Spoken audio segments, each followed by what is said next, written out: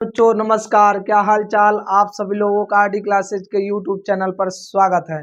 कैसे हैं आप सभी लोग प्यारे बच्चों। उम्मीद है कि आप लोग स्वस्थ होंगे, मस्त होंगे और अपनी 12वीं बोर्ड की तैयारी जबरदस्त तरीके से कर रहे होंगे। प्यारे बच्चों, आपके केमिस्ट्री का पेपर 1-2 दिन रह गया है, तो इस केमिस्ट्री के पेपर के 2 दिन में हम लोग क्या पढ़ें कि जो हम अच्छे नंबर से पास हो जाएं।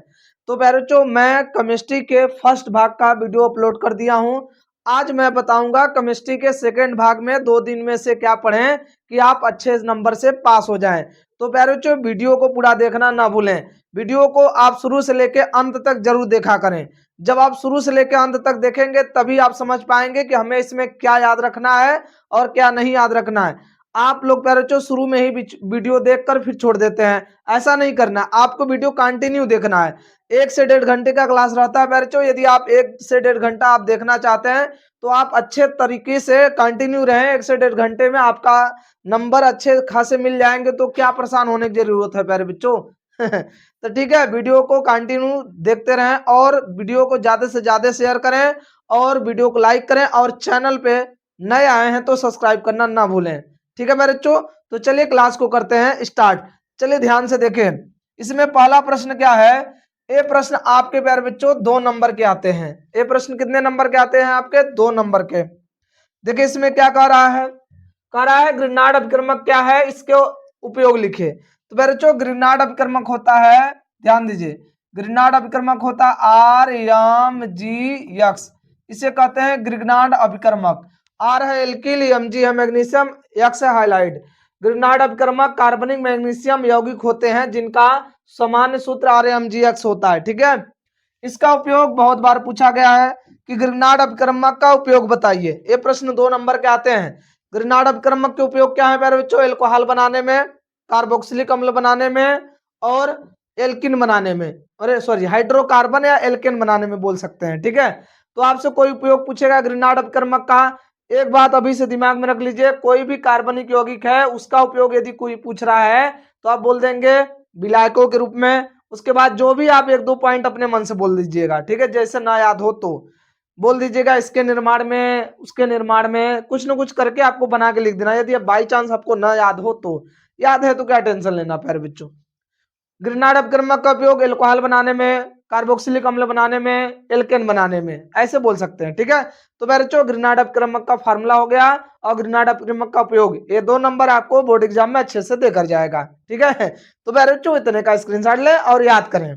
ठीक है, याद करना बहुत जरूरी है प्यारे बच्चों, इस टाइम याद करना बहुत जरूरी है।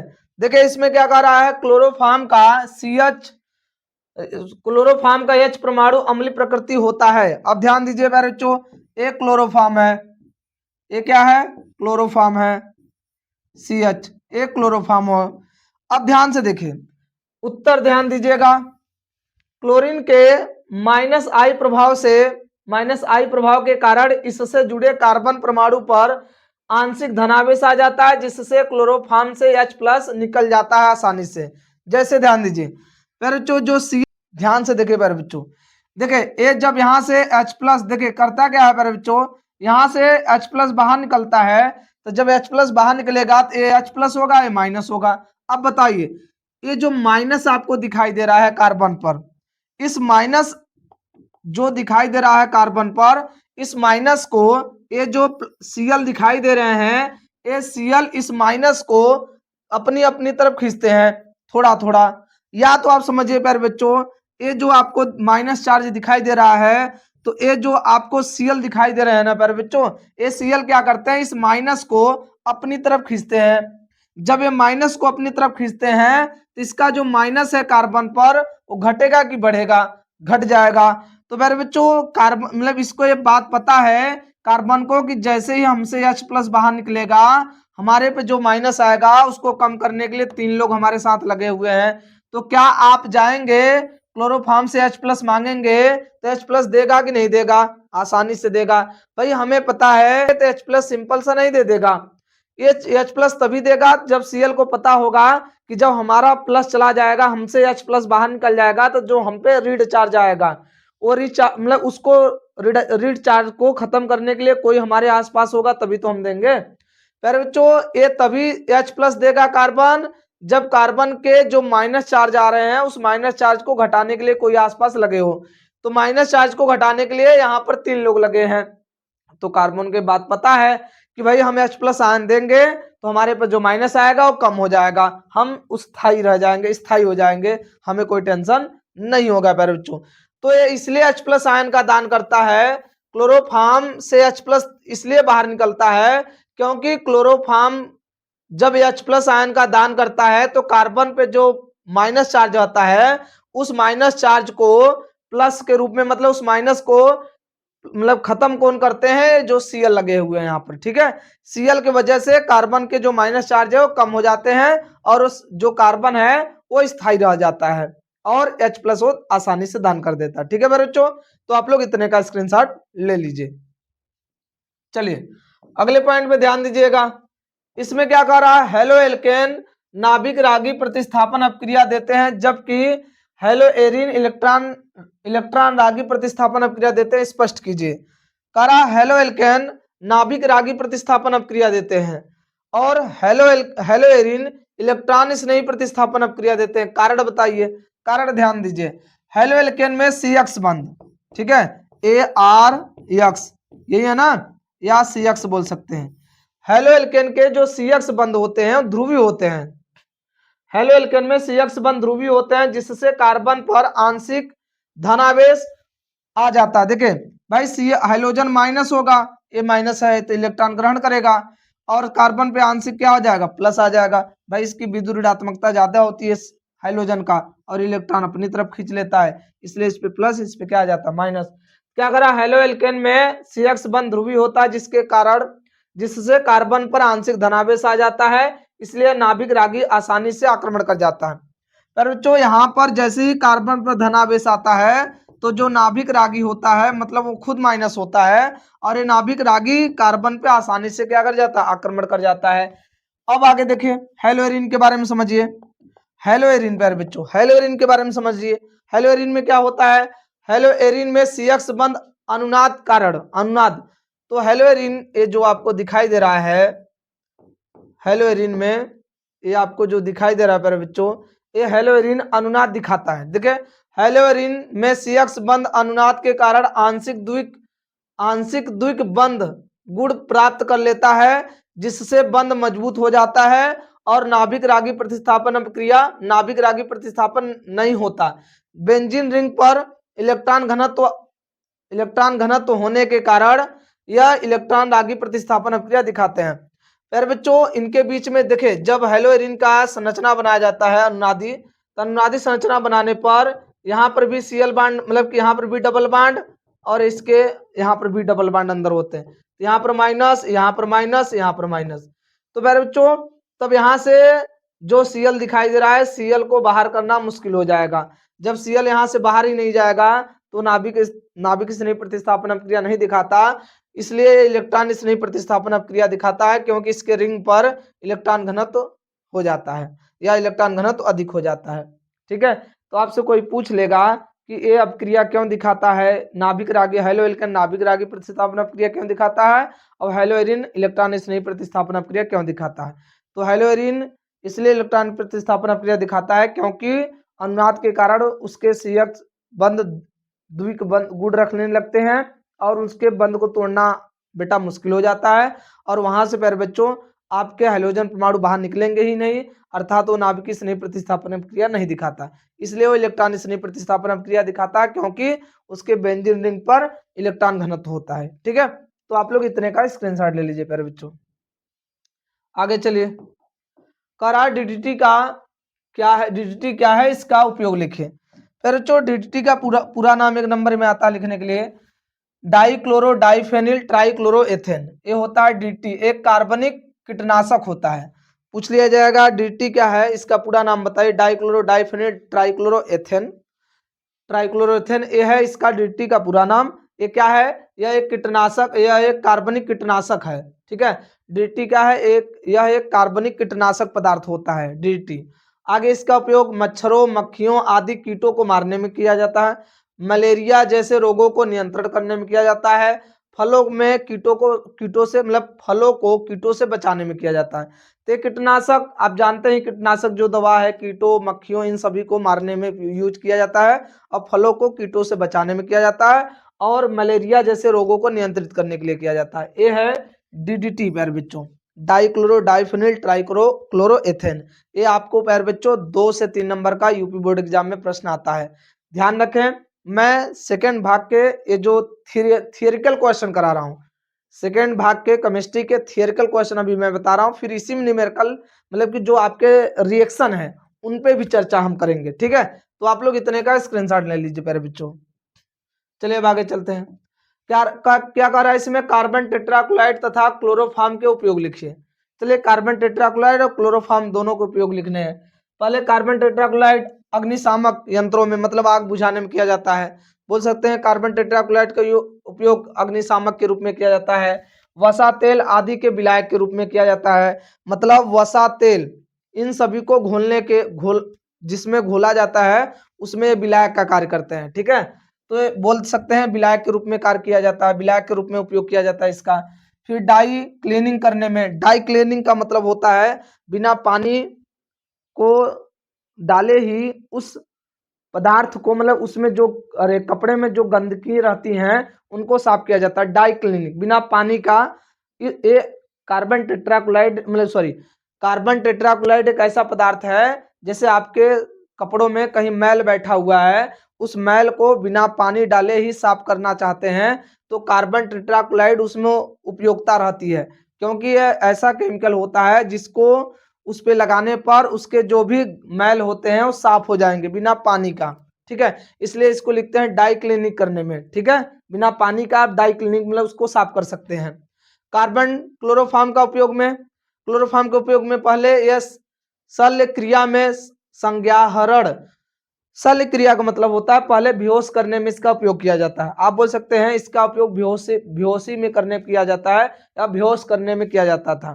तो इसकी क्रिया बेहोश करने में किया जाता है। जैसे पहले ऑपरेशन थिएटर में क्लोरोफॉर्म का यूज मरीजों को बेहोश करने के लिए हम क्लोरोफॉर्म का उपयोग करते थे। ठीक है, दूसरा का वसा रेजिन रबर आदि विलायक के रूप में। आप बोल सकते हैं पहला बोल सकते हैं मरीजों को ऑपरेशन थिएटर में बेहोश करने के रूप में, दूसरा का बोल सकते हैं विलायक के रूप में, तीसरा का बोल सकते हैं दवा बनाने में। ठीक है, क्या बनाने में, दवा बनाने में। इन सभी का उपयोग क्लोरोफॉर्म में किया जाता है। तो कार्बन टेट्राक्लोराइड का उपयोग कहाँ किया जाता है, क्लोरोफॉर्म का उपयोग कहाँ किया जाता है प्यारे बच्चों, उपयोग तो कार्बनिक चैप्टर से आता ही आता है। ठीक है, उपयोग तो कार्बनिक चैप्टर से आता ही आता है केमिस्ट्री के सेकंड भाग से प्यारे बच्चों। तो आप लोग इतने का स्क्रीनशॉट फटाफट ले लीजिए प्यारे बच्चों। चलिए अब आगे चलते हैं। अगला फ्रेयान क्या है, क्या कर रहा है प्यारे बच्चों, इसमें पूछ रहा है फ्रेयान क्या है और फ्रेयान के उपयोग क्या है। देखिए फ्रेयान मेथेन एथेन के क्लोरोफ्लोरो व्युत्पन्न होते हैं। फ्रेयान क्या होते हैं, मेथेन एथेन के क्लोरोफ्लोरो व्युत्पन्न होते हैं, ये होते हैं फ्रेयान। फ्रेयान का उपयोग कहाँ किया जाता है, फ्रेयान का उपयोग रेफ्रिजरेटर एयर कंडीशनर में शीतलक के रूप में किया जाता है। मतलब प्यारे बच्चों चाहे रेफ्रिजरेटर एसी इन सभी में शीतलक के रूप में क्लोरो मतलब कि फ्रेयान का उपयोग किया जाता है। पूछा जाएगा फ्रेयान का उपयोग कहाँ किया जाता है तो बोल देंगे रेफ्रिजरेटर मतलब फ्रिज एसी इन सभी के रूप में, इन सभी में शीतलक के रूप में उपयोग किया जाता है। मतलब यह उसमें ठंडा करने के लिए फ्रेयान का उपयोग किया जाता है। तो इन सभी में जो भी गैस भरे रहते हैं, कहते हैं ना एसी में गैस है तो फ्रेयान होता है, आपके जो फ्रिज होता है उसमें भी एसी मतलब गैस होता है तो कौन सा होता है, फ्रेयान होता है। ठीक है मेरे बच्चों, तो इनके उपयोग हैं और फ्रेयान किसे कहते हैं ये भी मैं बता दिया। तो आप लोग प्यारे बच्चों इतने का स्क्रीनशॉट फटाफट ले लीजिए। ठीक है, चलिए अगले पॉइंट पे चलते हैं प्यारे बच्चों। देखिए इसमें क्या कर रहा है, एल्कोहलों के क्वथनांक कार्बन परमाणुओं की संख्या बढ़ने पर बढ़ते हैं, लेकिन एल्कोहल में संख्या बढ़ने पर, एल्कोहल में शाखा बढ़ने पर कम क्यों हो जाते हैं। ध्यान से देखें प्यारे बच्चों, जैसे आप एल्कोहल में इस तरह से मैं एक एग्जाम्पल दे रहा हूं, इस तरह से एक एग्जाम्पल मैं दे रहा हूं, ध्यान से देखिएगा आप सभी लोग। ये एल्कोहल है, ठीक है, ध्यान से देखिए मेरे बच्चों 1 2 3 4 5 OH। ठीक है, ध्यान से देखिए शाखा बढ़ने पर क्या होगा, शाखा बढ़ने पर क्या होगा प्यारे बच्चों, ठीक है, शाखा बढ़ने पर क्या होगा, शाखा बढ़ने पर क्या होगा, मान लीजिए पहले इस तरह से था, शाखा जैसे जैसे बढ़ेगा आप गिनते रहेंगे OH की संख्या, 1 2 3 4, ठीक है, आप OH की संख्या ऐसे गिनते रहेंगे, 1 2 3 4 5। ध्यान से देखिए आप सभी चित्रों को प्यारे बच्चों, पहले एल्कोहल इसको देखिए, फिर इस एल्कोहल को देखिए, फिर इस एल्कोहल को देखिए।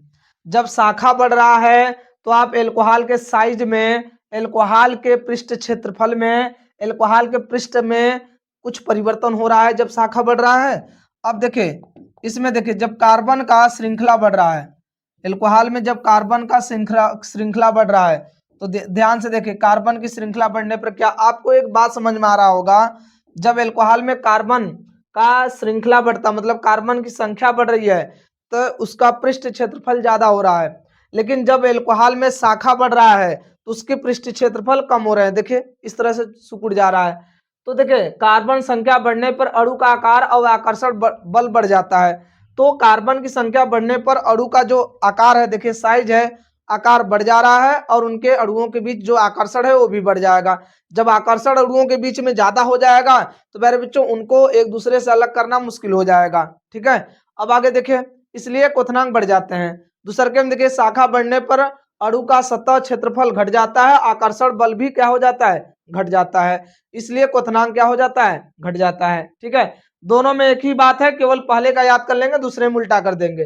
पहले कार्बन संख्या बढ़ने पर अणु का आकार तथा आकर्षण बल बढ़ जाता है, इसलिए क्वथनांक बढ़ जाता है। दूसरे में पहले का याद करेंगे, दूसरा वही जवाब देकर उल्टा कर देंगे। शाखा बढ़ने पर अणु का क्षेत्रफल मतलब आकार बोल सकते हैं, पृष्ठीय क्षेत्रफल घट जाता है, आकर्षण बल कम हो जाता है, इसलिए क्वथनांक क्या हो जाता है, बढ़ जाता है प्यारे बच्चों, तो सॉरी घट जाता है। तो देखिए कितना सिंपल है, आप इस प्रश्न का जवाब कितना आसान तरीके से और अच्छे से आप दे सकते हैं, और आपको टेंशन लेने के और परेशान होने की कोई जरूरत नहीं प्यारे बच्चों। आप लोग स्क्रीनशॉट ले लीजिए आप लोग फटाफट। अब आगे देखें, इसमें क्या करा, एथिल एल्कोहल का क्वथनांक डाई एथिल ईथर से अधिक क्यों होते हैं, मतलब एल्कोहल का क्वथनांक ज्यादा हो रहा है, कह रहा है एल्कोहल है, एल्कोहल का क्वथनांक क्या हो रहा है, ज्यादा हो रहा है, ठीक है। एथिल एल्कोहल का जो क्वथनांक हो रहा है वो ज्यादा हो रहा है, C2H5OH C2H5O C2H5, कह रहा है इसका क्वथनांक और इसका क्वथनांक, इसका क्वथनांक ज्यादा है, इसका क्वथनांक कम है, तो कह रहा है इसका क्वथनांक इससे ज्यादा है। क्यों, रीजन प्यारे बच्चों, क्योंकि एल्कोहल हाइड्रोजन बांड बनाता है लेकिन ईथर हाइड्रोजन बांड नहीं बनाता। तो क्या कहेंगे, एथिल एल्कोहल में हाइड्रोजन बंध की उपस्थिति के कारण इसका क्वथनांक डाई एथिल ईथर से अधिक होता है। पूछा जाएगा इसका क्वथनांक क्यों अधिक होता है ईथर से एल्कोहल का, तो बोलेंगे एथिल एल्कोहल में हाइड्रोजन बंध पाए जाने के कारण इसके क्वथनांक डाई एथिल ईथर से कम होते हैं। तो डाई एथिल ईथर या एल्कोहल, एथिल एल्कोहल बोला है तो ठीक है, कभी कभी एल्कोहल और ईथर भी बोल देता है, सिंपल सा, ठीक है। तो जवाब यही रहेगा, चिंता करने की जरूरत नहीं प्यारे बच्चों। तो ध्यान रखें, एल्कोहल में हाइड्रोजन बंध के कारण इसके क्वथनांक डाई एथिल ईथर से अधिक होते हैं। तो आप लोग इतने का स्क्रीनशॉट ले लीजिए प्यारे बच्चों। चलिए देखें आगे, देखें एल्कोहल और फिनाल की जल में विलेयता का कारण स्पष्ट कीजिए। प्यारे बच्चों एल्कोहल और फिनाल जल में क्यों घुलते हैं इसके कारण समझिए। ये एल्कोहल है, ठीक है, ये हो गया आपका जल। जब एल्कोहल और जल को आपस में मिलाते हैं तो देखिए H+ A-, ऐसे A-, A+ और प्लस। ध्यान से देखिए, ये हाइड्रोजन और ऑक्सीजन एक दूसरे को जिस बल से आकर्षित करते हैं उसे क्या कहते हैं, हाइड्रोजन बंध। क्या कहते हैं, हाइड्रोजन बंध। तो देखिए जल है और ये एल्कोहल है, इनके बीच में जो अट्रैक्शन हो रहा है वो कौन सा है, हाइड्रोजन बंध के कारण। इसी के कारण एल्कोहल जल में जाके क्या हो जाता है, घुल जाता है। फिनाल में भी यही प्रक्रिया होती है प्यारे बच्चों, फिनाल में भी यही प्रक्रिया होती है। फिनाल में भी H+ O-, ये H2O है, जल है, OH देखिए ऑक्सीजन पे क्या होता है, ऑक्सीजन पे माइनस होता है, हाइड्रोजन पे प्लस, हाइड्रोजन पे प्लस। अब बताइए यहाँ पर क्या होगा प्यारे बच्चों, ध्यान से देखें, इनके बीच में देखें हाइड्रोजन ऑक्सीजन बीच प्लस माइनस के बीच में क्या हो रहा है, आकर्षण और किस बांड के जो आकर्षण हो रहा है इस बांड का, उसको हम क्या कहते हैं, उसका क्या नाम देते हैं, हाइड्रोजन बंध। इनके बीच में जो आकर्षण हो रहा है उसे हाइड्रोजन बंध के नाम से जानते हैं। अब बताइए फिनाल और जल के बीच में कौन सा बांड बन रहा है, हाइड्रोजन बांड। इसी बांड के कारण फिनाल जल में जाके क्या हो जाता है, घुल जाता है प्यारे बच्चों, ठीक है, यही कारण है। तो आपको क्या बात समझ में आ गया कि एल्कोहल और फिनाल जल में क्यों घुलनशील है, क्योंकि ये जल के साथ क्या कराते हैं, हाइड्रोजन बांड बनाते हैं। तो क्या बोलेंगे, एल्कोहल और फिनाल की जल में विलेयता का मुख्य कारण OH द्वारा जल के साथ हाइड्रोजन बंध बनाना, OH द्वारा जल के साथ हाइड्रोजन बंध बनाना। तो कितना सिंपल सा प्रश्न है प्यारे बच्चों और कितना सिंपल जवाब है, और आपको टेंशन लेने की 1% जरूरत नहीं है, बस आप समझते रहें और इसका हर एक जवाब अच्छे से आप देते रहें, चिंता करने की एकदम जरूरत नहीं प्यारे बच्चों, कहीं भी परेशान नहीं होना है, केवल जैसे जैसे मैं समझा रहा हूं वैसे वैसे आपको जवाब देना है, ठीक है प्यारे बच्चों। इसका स्क्रीनशॉट ले लीजिए। चलिए अब अगले पॉइंट पे चलते हैं। इसमें क्या कह रहा है, इसको थोड़ा सा देख लेते हैं, क्या कह रहा है भाई, थोड़ा सा समझ लेते हैं। देखिए क्या कह रहा है, फिनाल अम्लीय गुण क्यों प्रदर्शित करता है, समझाइए। फिनाल अम्लीय गुण क्यों दर्शाता है फिर बच्चों, C6H5OH, जब फिनाल H+ का त्याग करता है C6H5O-H+, ये बनाता है फिनाक्साइड। क्या बनाता है, फिनाक्साइड। क्या बना रहा है फिर बच्चों, फिनाक्साइड। ये क्या है फिनाक्साइड, समझिए, जब फिनाल H+ आयन का त्याग करता है तो फिनाक्साइड बनाता है, और ये जो फिनाक्साइड होता है अनुनाद दिखाने के कारण ज्यादा स्थायी होते हैं फिनाल से, इसलिए H+ आयन का त्याग करता है। पर बच्चों कि कोई भी व्यक्ति किसी चीज का दान कर रहा है तो उसको फायदा होगा तभी वो दान कर रहा है। बड़े बड़े लोग क्या करते हैं, पैसा अपना दान करते हैं, उनका टैक्स कम लगता हो। कहीं आप देखे होंगे कहीं ना कहीं जाकर पैसा दान कर देंगे, और बहुत अच्छे व्यक्ति होते हैं जो बड़े ईमानदारी से अपना पैसा हर गरीबों में बांटते हैं, ठीक है, और बहुत लोग टैक्स बचाने के लिए ऐसा करते हैं। इसका मतलब समझ रहे हैं, उनको फायदा है तभी तो काम कर रहे हैं ऐसा। तो ये फिनाल जो होता है H+ इसलिए बाहर निकालता है क्योंकि वो फिनाक्साइड बनाता है, पता है कि H+ जब बाहर निकल जाएगा तो जो फिनाक्साइड बनेगा हम उससे पहले से ज्यादा स्थायी हो जाएगा, इसलिए फिनाल H+ आयन का त्याग करता है, उसको फायदा हो रहा है। क्योंकि फिनाल H+ त्याग करता है, फिनाक्साइड बनाता है, अनुनाद दिखाने के कारण यह स्थिर होता है। फिनाक्साइड जो होता है अनुनाद दिखाने के कारण स्थिर होता है, मतलब स्थायी होता है। इसी के कारण फिनाल अम्लीय गुण प्रदर्शित करता है, यही कारण है कि फिनाल अम्लीय गुण दिखाता है, ठीक है। क्या, क्योंकि फिनाल H+ त्याग कर फिनाक्साइड बनाता है जो अनुनाद के कारण स्थिर होता है, यह अनुनाद के कारण क्या होता है, स्थिर होता है। इसी कारण फिनाल अम्लीय गुण दर्शाता है, यही कारण है कि जो फिनाल क्या दिखाता है, अम्लीय गुण दिखाता है, ठीक है। तो बच्चों आप लोग इतने का स्क्रीनशॉट अच्छे से ले लें और याद कर लें, ठीक है। चले अब अगले पॉइंट पे चलते हैं। अगले पॉइंट में क्या है प्यारे बच्चों, थोड़ा सा ध्यान देते हैं इस पॉइंट पे, अच्छे से समझते हैं। कह रहा है कार्बोनिल समूह तथा कार्बोक्सिलिक समूह की प्रकृति को स्पष्ट कीजिए। कार्बोनिल समूह प्यारे बच्चों ये हो गया कार्बोनिल समूह। कार्बोक्सिलिक समूह आप बोल सकते हैं, ध्यान से देखिए कार्बोक्सिलिक समूह को, ये हो गया आपका कार्बोक्सिलिक समूह। अब ये दोनों की प्रकृति बोला है समझाने के लिए। कार्बोनिल समूह ध्रुवीय होता है क्योंकि ये ऑक्सीजन माइनस, ऑक्सीजन क्या होगा प्यारे बच्चों, माइनस, और कार्बन प्लस, तो प्लस माइनस जहां बनते हो ध्रुवीय होता ही है, उसे ध्रुवीय बंध कहते हैं। कार्बोनिल समूह ध्रुवीय बंध होते हैं क्योंकि ऑक्सीजन अधिक विद्युत ऋणात्मक होने के कारण कार्बन पर आंशिक धनावेश आ जाता है। मतलब ये जो ऑक्सीजन है इसका विद्युत ऋणात्मकता ज्यादा होता है, जो बंध के इलेक्ट्रॉन को अपनी तरफ खींच लेता है, जिसके कारण इस पे माइनस और इस पे प्लस हो जाता है।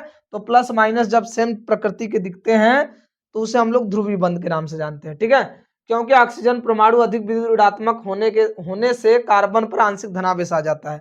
आगे, इसलिए यह न्यूक्लियोफाइलिक अभिक्रिया में भाग लेता है, मतलब यह न्यूक्लियोफाइल अभिक्रिया में भाग लेता है, ना कि स्नेही योगात्मक अभिक्रिया में भाग लेता है। फिर आगे, कार्बोनिल समूह COH अम्लीय प्रकृति का होता है। तो ये जो कार्बोनिल समूह होता है ये अम्लीय प्रकृति का होता है, और ये जो होता है ध्रुवीय प्रकृति का होता है। और ये ध्रुवीय प्रकृति का इसलिए होता है क्योंकि इसके ऑक्सीजन का विद्युत ऋणात्मकता अधिक होने के कारण इसके कार्बन पर आंशिक धनावेश आ जाता है, ठीक है। और कार्बोनिल समूह का कार्बोक्सिलिक अम्ल जो होता है अम्लीय प्रकृति का होता है क्योंकि H+ आयन को ये छोड़ता है, मतलब त्याग करता है। तथा बना कार्बोक्सिलेट आयन अनुनाद के कारण स्थायी होता है। जब एक कार्बोक्सिलिक अम्ल प्यारे बच्चों H+ का त्याग करता है, जब कार्बोक्सिलिक अम्ल H+ का त्याग करता है तो कार्बोक्सिलेट आयन बनाता है। ये जो कार्बोक्सिलेट आयन होता है अनुनाद के कारण ये ज्यादा स्थायी होता है। भाई किसी को फायदा है तभी तो H+ से बाहर निकल रहा है। ये कार्बोक्सिलिक अम्ल H+ क्यों बाहर निकल रहा है? क्योंकि इसको फायदा है। फायदा यह है कि H+ जब बाहर निकल जाएगा तो जो बनेगा वो पहले से ज्यादा स्थायी हो जाएगा, इसलिए H+ आयन का ये त्याग करता है। तो बच्चों जो कार्बोक्सिलिक समूह होते हैं वो क्या होते हैं? वो अम्लीय प्रकृति के होते हैं क्योंकि H+ का त्याग करते हैं तथा H+ का त्याग करने पर जो कार्बोक्सिलेट आयन बनता है वो पहले से ज्यादा क्या होता है? स्थायी होता है। बच्चों एक क्यों स्थायी होता है? क्योंकि अनुनाद दिखाने के कारण ये स्थायी होता है। बच्चों ये हो गया कार्बोनिल समूह और कार्बोक्सिलिक अम्ल के प्रकृति बंध की जो प्रकृति होती है, कैसा नेचर है दोनों का। ठीक है, तो आप लोग इतने का स्क्रीनशॉट लें, पहले बच्चों याद करें और बार बार रिपीट करें। यही अंतिम समय है और यही अंतिम लक्ष्य है आपका कि हमें कुछ नया करना है, कुछ मेहनत करना है और कुछ मेहनत करके पेपर में लिखना है। ठीक है, स्क्रीनशॉट ले लीजिए पहले। चलिए देखिए, एनिलीन अनुनाद संरचना बनाइए। 2 नंबर का आता है एनिलीन का अनुनाद संरचना बनाने का। तो ध्यान दीजिए प्यारे बच्चों, एनिलीन के अनुनाद संरचना बनाने कैसे बनाएंगे? NH2 इस तरह से, इनके पास ऐसे लोन पेयर इलेक्ट्रॉन होते हैं, बांड। अनुनाद संरचना बहुत प्यारा है प्यारे बच्चों, सिंपल तरीके से केवल एक एक परमाणुओं का अटैक कराएंगे। पहला इलेक्ट्रॉन दूसरे को देगा, दूसरा किसको दे देगा? तीसरे को।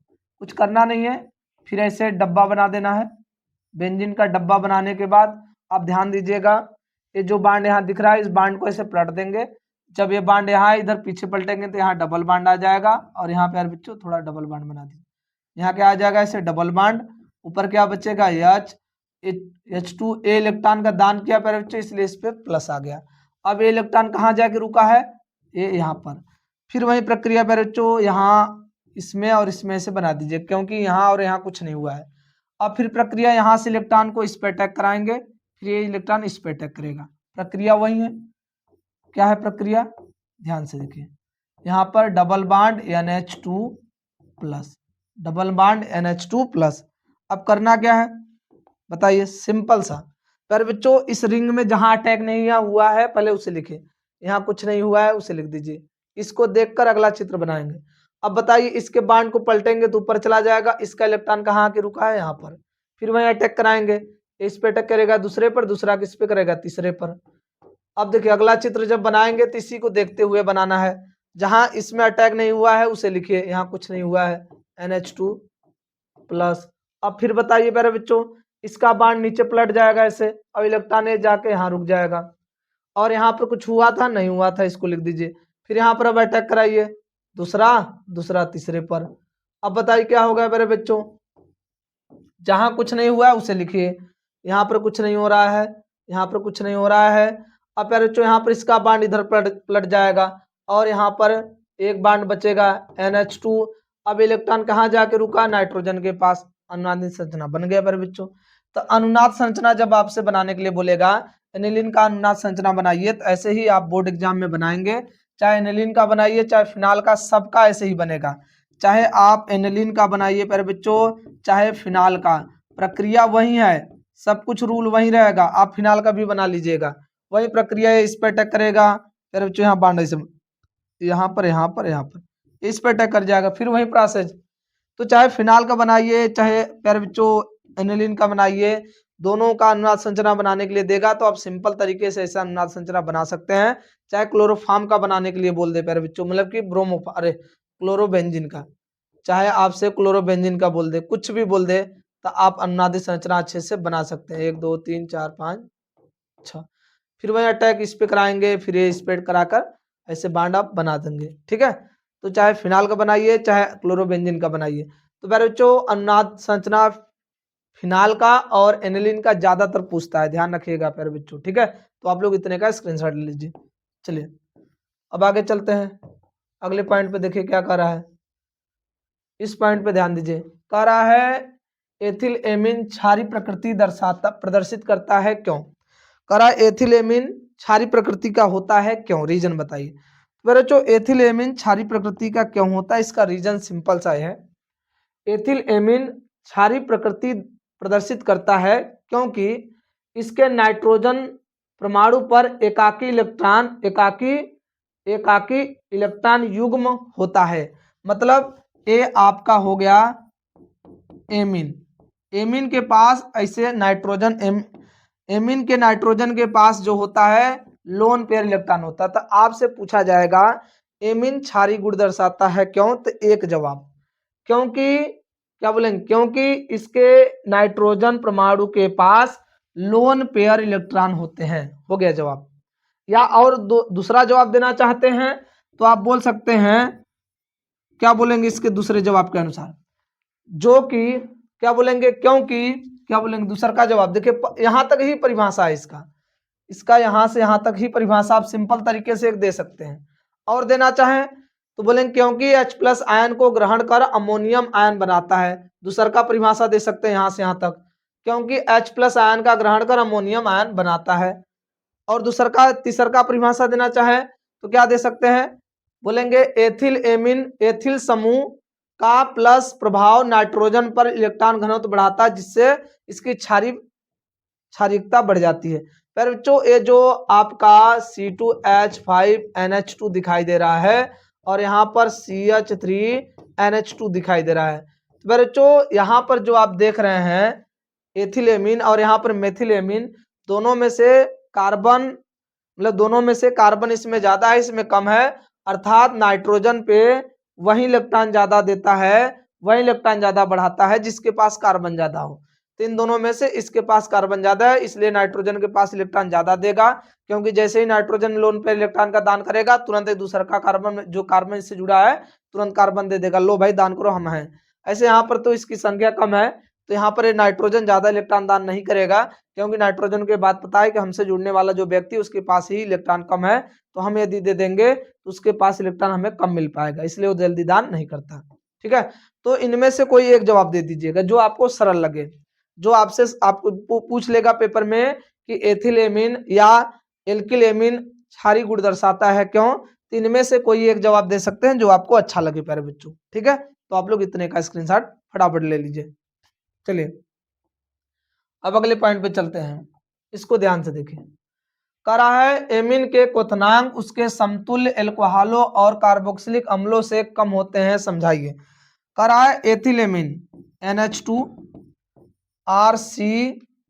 ROH फिर RCOOH, मतलब कह रहा है कि इसका और इसका तीनों का अणुभार सेम है, लेकिन तीनों में से जो एमीन दिखाई दे रहा है इसका क्वथनांक कम होता है। रीजन क्या है, तो रीजन सिंपल सा है, एमीन के क्वथनांक उसके समतुल्य एल्कोहल और कार्बोक्सिलिक अम्लों से कम होते हैं, क्योंकि एमीन में NH जो दिखाई दे रहा है, एमीन में NH बंध द्वारा बनने वाला हाइड्रोजन बॉन्ड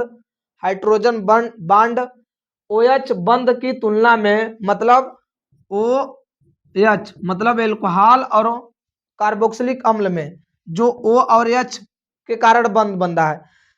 आप एमीन में जो हाइड्रोजन बॉन्ड बनता है वो N और H के कारण बनता है, एल्कोहल और कार्बोक्सिलिक में जो हाइड्रोजन बॉन्ड बनता है O और H के कारण बनता है। देखिए क्या कह रहा है, OH बंध की तुलना में कमजोर होता है।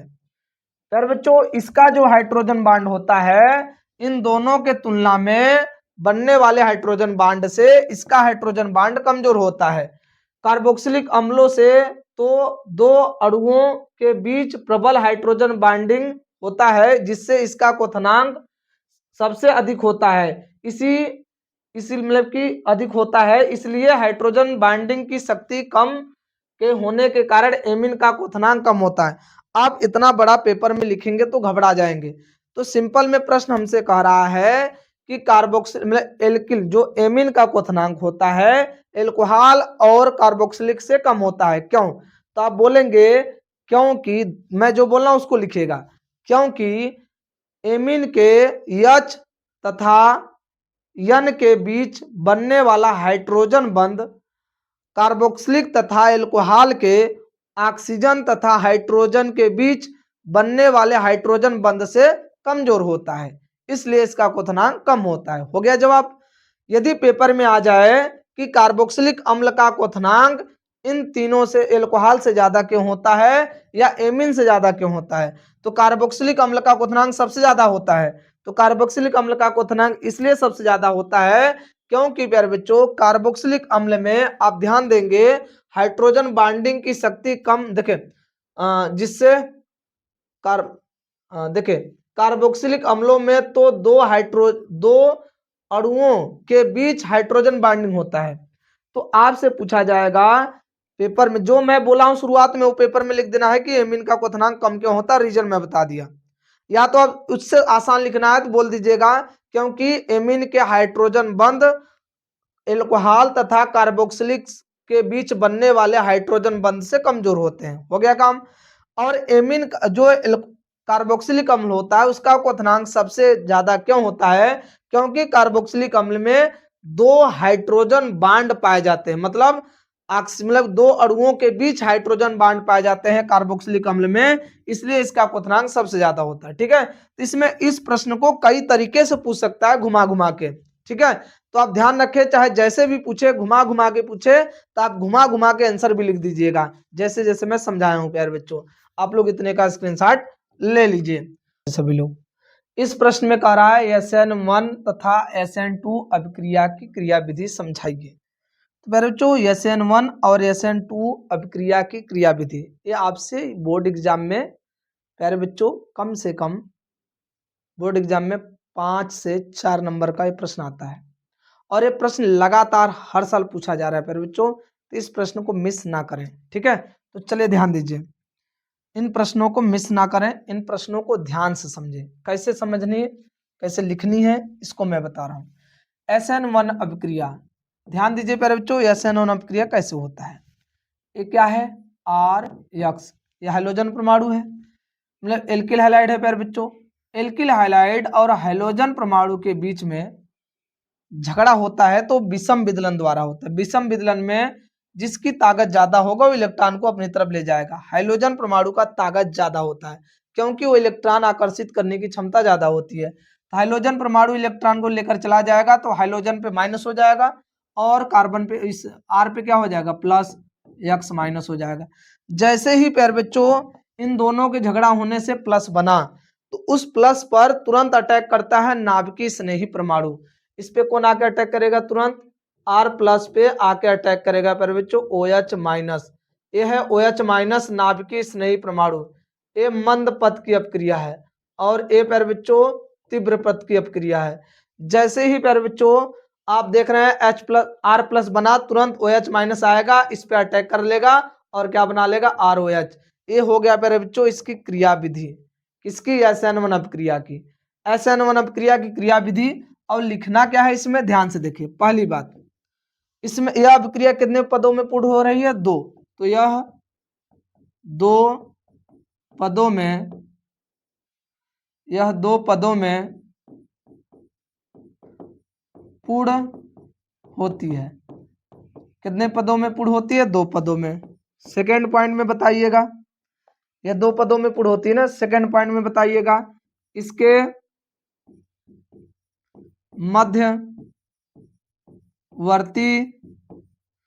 मध्यवर्ती में कार्ब धन आयन, कार्ब धन आयन बनता है। क्या लिखेंगे, कार्बो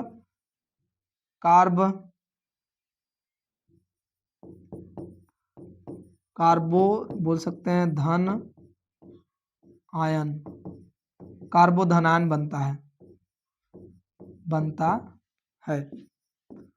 क्या बनता है, कार्ब धन आयन बनता है। अगले पॉइंट में बताइएगा, तीसरके में क्या बताना है, ध्यान दीजिए प्यारे बच्चों। तीसरके में प्यारे बच्चों इस अभिक्रिया की जो कोटि होती है वो क्या होती है, प्रथम होती है। बोलेंगे इस अभिक्रिया की कोटि प्रथम होती है, क्या होती है, प्रथम होती है। मतलब समझिए प्यारे बच्चों। चौथे पॉइंट में इस अपक्रिया के वेग निर्धारण में कौन भाग लेता है, इस अपक्रिया के वेग निर्धारण में केवल एक ही अणु भाग लेते हैं। जो मंद पद की अपक्रिया होती है वही अपक्रिया वेग निर्धारण में भाग लेती है। तो मंद पद में कितने अणु हैं? एक। तो इस अपक्रिया के वेग निर्धारण में इस अभिक्रिया के वेग निर्धारण में इस अपक्रिया के वेग निर्धारण में एक अणु भाग लेते हैं, एक अणु भाग लेते हैं। कितने अणु भाग लेते हैं बच्चों? एक अणु भाग लेते हैं। पांचवें पॉइंट में इस अभिक्रिया की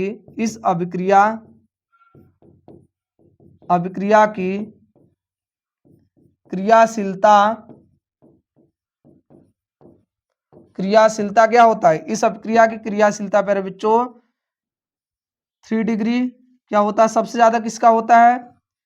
3 डिग्री एल्किल हैलाइड का होता है, फिर 2 डिग्री एल्किल हैलाइड का होता है, फिर प्यारे बच्चों 1 डिग्री एल्किल हैलाइड का होता है। ठीक है, तो आपको बात समझ में आ जाना चाहिए। इसमें सबसे ज्यादा, ठीक है, इसमें सबसे ज्यादा प्यारे बच्चों 3 डिग्री एल्किल हैलाइड की क्रियाशीलता होती है, फिर सबसे कम 1 डिग्री का। तो प्यारे बच्चों ध्यान दीजिएगा कि यह है SN1 अपक्रिया की क्रियाविधि। जब आप SN1 अपक्रिया लिखेंगे तो उसमें ऐसे क्रियाविधि लिखेंगे। ये प्रथम पद है, इसे लिख दीजिएगा पद 1 और ये है पद 2। तो ध्यान रखेंगे दो पदों में अपक्रिया होती है। जब SN1 अपक्रिया की क्रियाविधि लिखेंगे तो आप सिंपल सा ऐसे क्रियाविधि लिखने के बाद इसके नीचे ऐसे पॉइंट लिखेंगे। ये है SN1 की। अब हम SN2 की बात करेंगे। जब SN2 का लिखेंगे आप लोगों ने प्यारे बच्चों तो ध्यान दीजिएगा, SN2 लिखने पर आप दोनों का अंतर भी अच्छे से दे सकते हैं। आप SN1 SN2 में अंतर भी आ जाएगा तो आप लिख सकते हैं। ठीक है, तो आप आगे लिखेंगे क्या? अब हम SN2 अपक्रिया की क्रियाविधि बात करते हैं। किसका? SN2। तो SN2 में ध्यान से देखें, ये क्या है प्यारे बच्चों? RX। इस हाइड्रोजन परमाणु जो एल्किल हैलाइड दिखाई दे रहा है, यहाँ पर प्यारे बच्चों एक कोई तीसरा परमाणु नाभिकीय स्नेही परमाणु आता है। वो नाभिकीय स्नेही परमाणु प्यारे बच्चों इस कार्बन से पीछे से अटैक कर जाता है। ये मंद पद का अपक्रिया है। कौन सी पद का? मंद पद का। ठीक है, ये मंद पद का अपक्रिया है, मंद पद।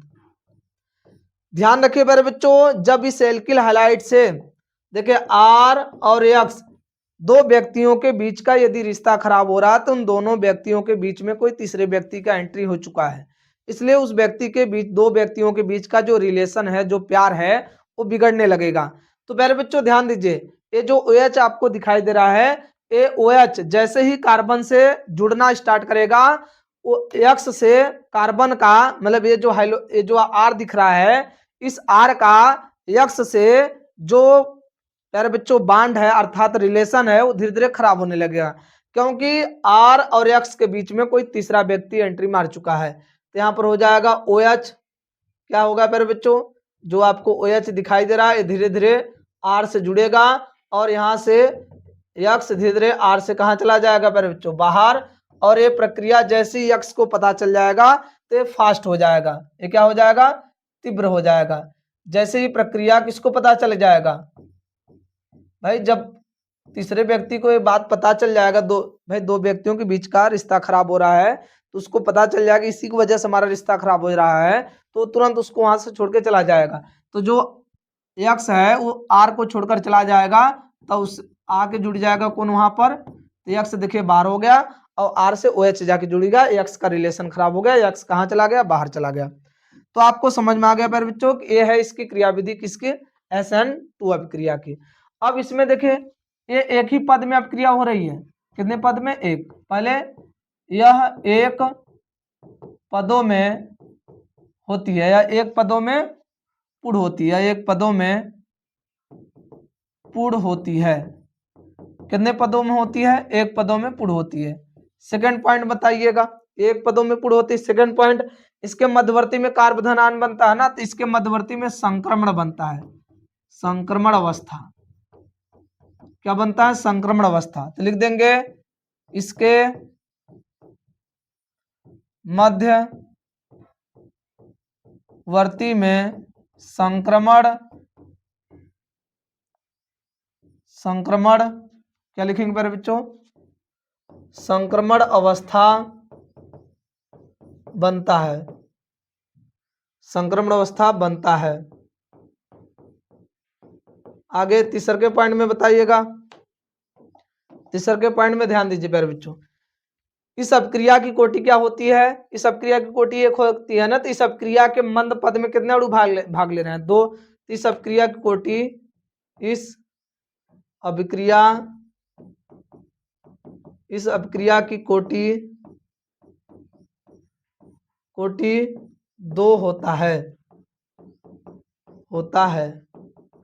चौथे पॉइंट में इसके वेग निर्धारण में लिखेंगे, इसके वेग निर्धारण में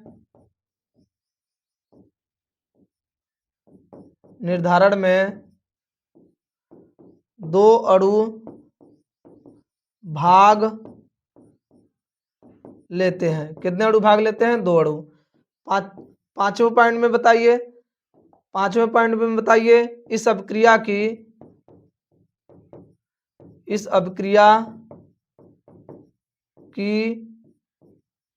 क्रियाशीलता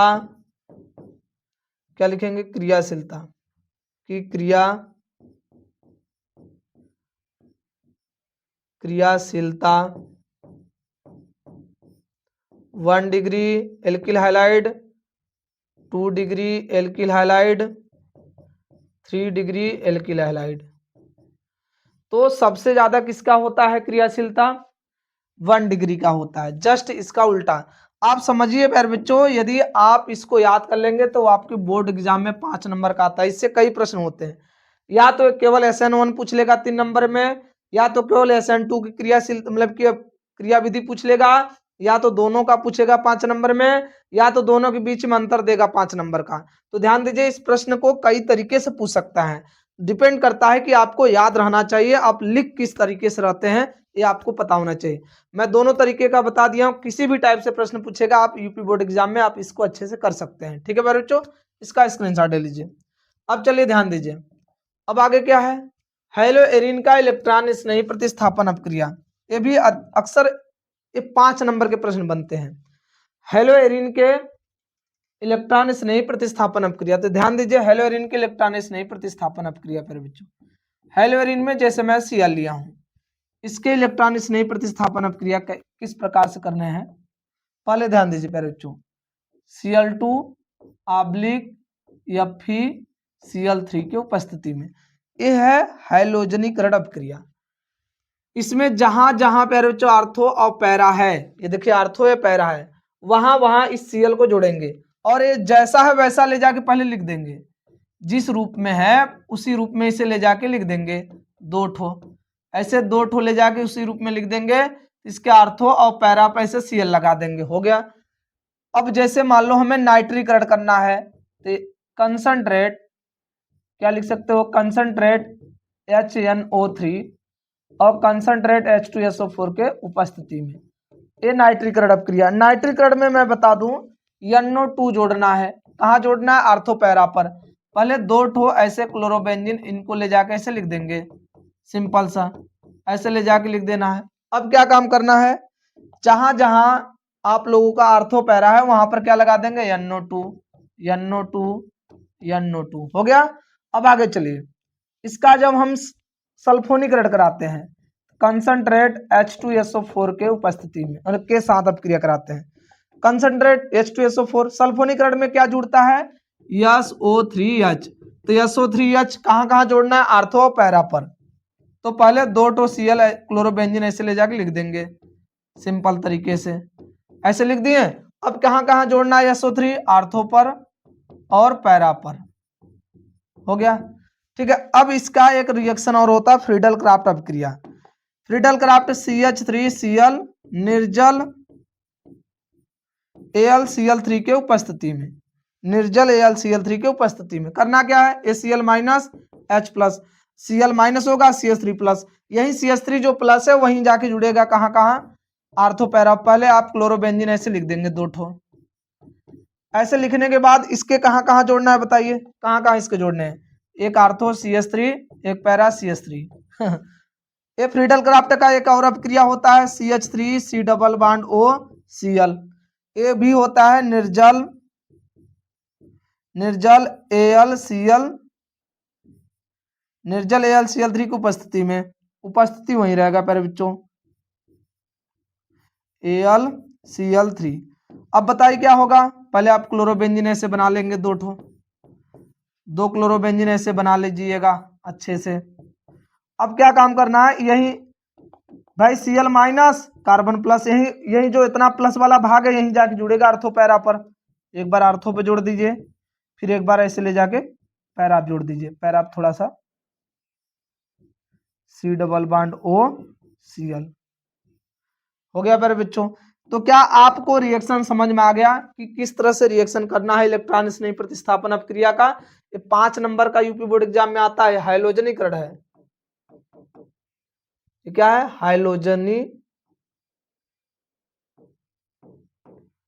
हाइलोजनीकरण। ये क्या है, हाइलोजनीकरण। ये क्या है, नाइट्रीकरण। ये क्या है, सल्फोनीकरण। और ये क्या है प्यारे बच्चों, बताइए ये क्या है, ये है फ्रीडल क्राफ्ट। प्यारे बच्चों दोनों रिएक्शन फ्रीडल क्राफ्ट का है। ये फ्रीडल क्राफ्ट का एल्कलीकरण है और यह फ्रीडल क्राफ्ट का एसलीकरण। फ्रीडल क्राफ्ट का एसलीकरण, ठीक है। ये दोनों क्रिया को हम लोग कहते हैं फ्रीडल क्राफ्ट। क्या है, क्राफ्ट।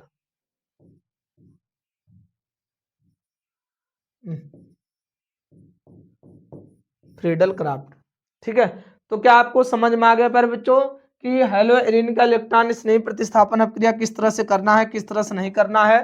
तो आपको मैं सिंपल तरीके से सब बता दिया हूं और आपको चिंता करने की जरूरत नहीं है प्यारे बच्चों। हेलोएल्केन हेलोएरिन से 2 प्रश्न तो एकदम निश्चिंत है। हेलोएल्केन हेलोएरिन से आप कुछ नहीं पढ़े हैं तो 2 प्रश्न पढ़ लीजिए प्यारे बच्चों। नाइट्रीकरण कैसे कराना होगा, आप HNO3 में से OH बाहर कर देंगे। आप सोचिए इसमें से OH बाहर कर देंगे तो देखेंगे NO2 बचेगा। फिर बच्चों सल्फोनीकरण में SO3 से OH बाहर कर देंगे तो देखिए क्या बचेगा, एक S बचेगा, 3 ऑक्सीजन और एक H बचेगा। देख लीजिए इस तरह से होता है रिएक्शन। क्या रिएक्शन आपको समझ में आता है, हेलोएल्केन हेलोएरिन से क्या पढ़ना है, बस यही 2 रिएक्शन पढ़ लीजिएगा प्यारे बच्चों। आपको प्यारे बच्चों इससे कम से कम प्यारे बच्चों 8 नंबर के कंफर्म हो जाएंगे, ठीक है। आप लोग इतने का स्क्रीनशॉट ले लीजिए प्यारे बच्चों। चलिए अब आगे चलते हैं। एल्कोहल के निर्माण तथा रासायनिक गुण, आपको एल्कोहल के निर्माण तथा रासायनिक गुण अच्छे से पढ़ने हैं। तो ध्यान दीजिए प्यारे बच्चों, एल्कोहल के निर्माण और रासायनिक गुण कैसे करने हैं।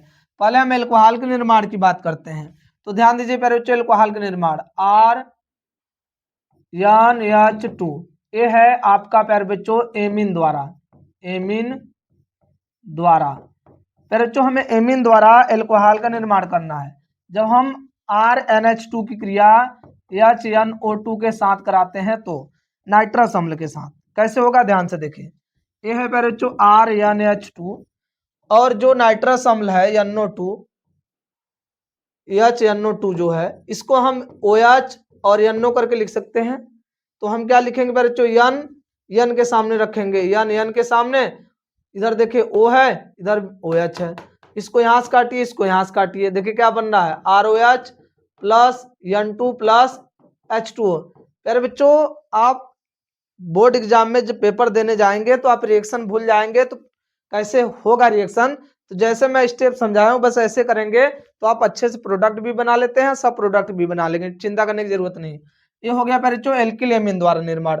अब बात करेंगे प्यारे बच्चों किसके द्वारा एल्कोहल का निर्माण, एल्किल हैलाइड द्वारा। किसके द्वारा, एल्किल हाइलाइड द्वारा। एल्किल हैलाइड द्वारा कैसे निर्माण करेंगे, ये है RX क्रिया हम कराते हैं KOH के जली विलयन के साथ एक्वस। अब इसमें क्या होगा, सिंपल सा प्यारे बच्चों, इसको इसके साथ भेज दीजिए, जो बच रहा है उसे लिख दीजिए। ROH बच रहा है और यहाँ से KX कहाँ हो जाएगा, बाहर। हो गया प्यारे बच्चों रिएक्शन। एल्कोहल के निर्माण का 2 रिएक्शन और एल्कोहल के निर्माण का कुछ रिएक्शन बताइए प्यारे बच्चों। तो एल्कोहल के निर्माण का और रिएक्शन जैसे एल्किन द्वारा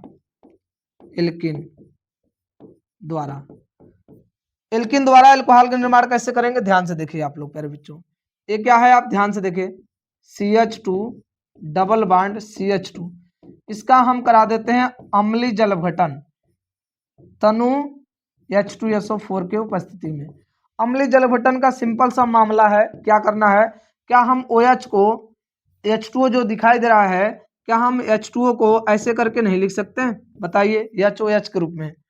और इसके बांड को तोड़िए, इसके एक बांड को तोड़ेंगे तो दोनों कार्बन का हाथ खाली हो जाएगा। जब ऐसे बांड को तोड़ेंगे तो दोनों हाथ का खाली हो जाएगा। तो OH में से भाई H2O में से OH चाहे जहां लगाइए और चाहे जहां H लगाइए। हम यहाँ H लगा देते हैं और यहाँ पर फिर बच्चों यहाँ पर OH और यहाँ पर H हो गया रिएक्शन। तो एल्कोहल के निर्माण का ये 3 विधि आपको अच्छे से याद होना चाहिए प्यारे बच्चों। एल्कोहल के निर्माण का ये 3 विधि आपको अच्छे से याद रहेगा तो कोई दिक्कत नहीं होगा। तो प्यारे बच्चों कम से कम आप रिएक्शन इतना याद रखें जितना मैं समझा रहा हूं। यदि कुछ भी रिएक्शन नहीं याद है प्यारे बच्चों तो इतना तो आप याद रख सकते हैं, जरूरी है। ठीक है, तो अब देखिए ये निर्माण हो गए। अब हम इसके आगे आपको रासायनिक गुण बताते हैं। पहले आप लोग इतने का स्क्रीनशॉट ले लीजिए। चलिए हम इसके रासायनिक गुण की तरफ बढ़ते हैं। तो रासायनिक गुण में क्या ध्यान देना है, ध्यान से देखिए। पहला रासायनिक गुण में प्यारे बच्चों हम अभिक्रिया कराते हैं PCl5 के साथ, PCl5 के साथ, PCl5 के साथ ROH की क्रिया यदि PCl5 के साथ कराना होगा तो कैसे कराएंगे, सिंपल सा। प्यारे बच्चों ध्यान दीजिएगा, जो PCl5 है हम इसको ऐसे लिख सकते हैं, ठीक है। और जो एल्कोहल का O है इसके सामने रखिए और इधर H रहेगा एल्कोहल के, इधर क्या है R, इसको यहां से काटिए, इसको यहां से काटिए। देखिए RCl HCl प्लस POCl3 दिख रहा है। तो बच्चों ये हो गया एल्कोहल PCl5 के साथ अभिक्रिया। दूसरा का SOCl2 के साथ अभिक्रिया, SOCl2 के साथ अभिक्रिया। अब ध्यान दीजिए एल्कोहल की क्रिया हमें किसके साथ करानी है, ROH की क्रिया करानी है SOCl2 के साथ अभिक्रिया। अब ध्यान दीजिए फिर बच्चों क्या SOCl2 को हम ऐसे लिख सकते हैं यस या नो, यस।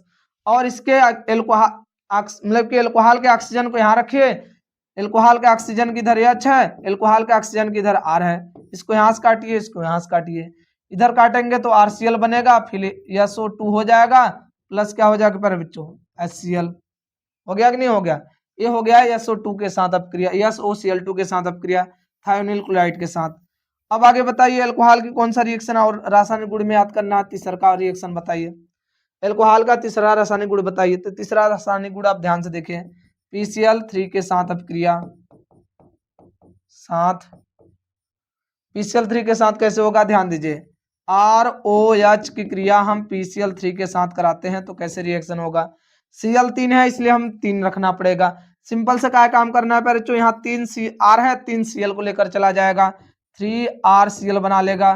फिर बताइए प्लस में क्या बचेगा, आप देख रहे हैं यहाँ से 3 ठो H बच रहा है और क्या बच रहा है, और प्यारे बच्चों एक P बच रहा है। और बताइए यहाँ से 3 ऑक्सीजन बच रहे हैं, हो गया H3PO3। ये हो गया प्यारे बच्चों एल्कोहल के रासायनिक गुण। ये एकदम छोटे पॉइंट में एल्कोहल के रासायनिक गुण 3 मैं बताया हूँ, और भी रासायनिक गुण मैं बता रहा हूँ। पहले आप लोग इतने का स्क्रीनशॉट ले लीजिए फटाफट। कम से कम रासायनिक गुण आपको 5 रासायनिक गुण याद होने चाहिए प्यारे बच्चों, कम से कम। तो ध्यान दीजिए अगले रासायनिक गुण Na के साथ अपक्रिया, Na के साथ अपक्रिया। जब हम एल्कोहल की क्रिया Na के साथ कराएंगे, सोडियम धातु के साथ कराएंगे तो क्या होगा, सिंपल सा प्यारे बच्चों एल्कोहल को 2 मोल ले लीजिए क्योंकि यहाँ से हाइड्रोजन गैस बाहर निकल जाएगा। जब यहाँ से H बाहर निकल जाएगा तो क्या बचेगा, सोडियम भी 2 करना पड़ेगा। यहाँ से H बाहर चला जाएगा तो क्या बचेगा 2RO Na प्लस, उसके बाद प्यारे बच्चों हाइड्रोजन गैस कहाँ हो गया, बाहर हो गया। चौथा रिएक्शन प्यारे बच्चों, पांचवें रिएक्शन की तरफ बढ़ते हैं। जब हम NaOH के साथ कराते हैं, NaOH के साथ बच्चों ROH की क्रिया हम जब NaOH के साथ कराते हैं तो क्या होता है, सिंपल सा प्यारे बच्चों यहाँ से H और यहाँ से OH बाहर चला जाएगा तो बताइए क्या बचेगा RONA प्लस H2O। ये हो गया प्यारे बच्चों एल्कोहल के 5 रासायनिक गुण। बोर्ड एग्जाम में आएंगे, एल्कोहल के निर्माण की 3 विधि तथा 5 रासायनिक गुण लिखिए, तो आप ऐसे 5 रासायनिक गुण लिख देंगे और 3 निर्माण की विधि लिख देंगे प्यारे बच्चों। एल्कोहल से इतना आपको अच्छे से रिपीट करना है प्यारे बच्चों। एल्कोहल से आप कुछ रिएक्शन नहीं पढ़ सकते तो इतना रिएक्शन आप उम्मीद है कि याद कर सकते हैं, ठीक है। आप लोग इतने का स्क्रीनशॉट ले लीजिए प्यारे बच्चों। चलिए अब अगले पॉइंट पे चलते हैं। अगले पॉइंट में फिनाल का निर्माण। तो फिनाल का निर्माण कैसे करने हैं इसको ध्यान से देखिए। ठीक है, फिनाल का निर्माण, तो बच्चों फिनाल का निर्माण कैसे करना है ध्यान दीजिए। पहले हम क्लोरोबेंजीन द्वारा करते हैं फिनाल का निर्माण। यह है क्लोरोबेंजीन Cl। जब हम इसकी क्रिया NaOH के साथ कराएंगे 200 एटीएम दाब 300 केल्विन ताप। ठीक है, थोड़ा सा सही से लिख दो, लिख देंगे एक का बस रहता है। ठीक है, 300 केल्विन ताप 200 एटीएम दाब की उपस्थिति में कराते हैं तो रिएक्शन कैसे होगा, कुछ करना नहीं पड़ेगा बच्चों। इसका Na और इसका Cl बाहर चला जाएगा तो बच क्या रहा है, यहाँ से जब Cl बाहर चला जाएगा तो बेंजीन बचेगा और यहाँ पर क्या बच जाएगा OH, और बना क्या लेगा NaCl। हो गया रिएक्शन। यह है फिनाल का पहला निर्माण विधि। आगे एक क्लोरोबेंजीन द्वारा है। अब एनिलीन द्वारा है, एनिलीन द्वारा। अब देखिए एनिलीन द्वारा कैसे निर्माण करेंगे। ये है आपका NH2। हम प्यारे बच्चों इसकी क्रिया कराते हैं NaNO2 प्लस HNO2। ठीक है, HNO2। अब क्या काम करते हैं, 0 डिग्री सेल्सियस से 5 डिग्री सेल्सियस तक गर्म करा देंगे। रिएक्शन कैसे होगा, यहाँ से आपको H2 को बाहर करना है।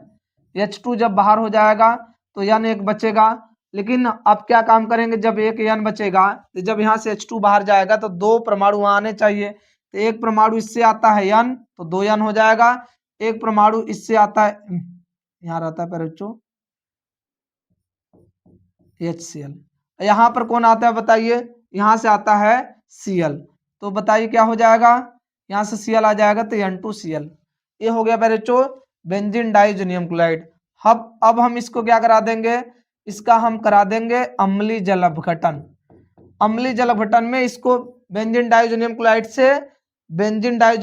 से प्यारे बच्चों जब भी रिएक्शन होता है तो N2Cl एकदम हट जाता है। जब N2Cl एकदम हट जाएगा तो बताइए क्या बचेगा, बताइए H2O को हम HOH लिख सकते हैं ना, तो यहाँ से प्यारे बच्चों यही OH जाके यहाँ जुड़ जाता है। तो प्यारे बच्चों एनिलीन द्वारा एक क्या निर्माण है फिनाल का। अब है क्यूमीन द्वारा।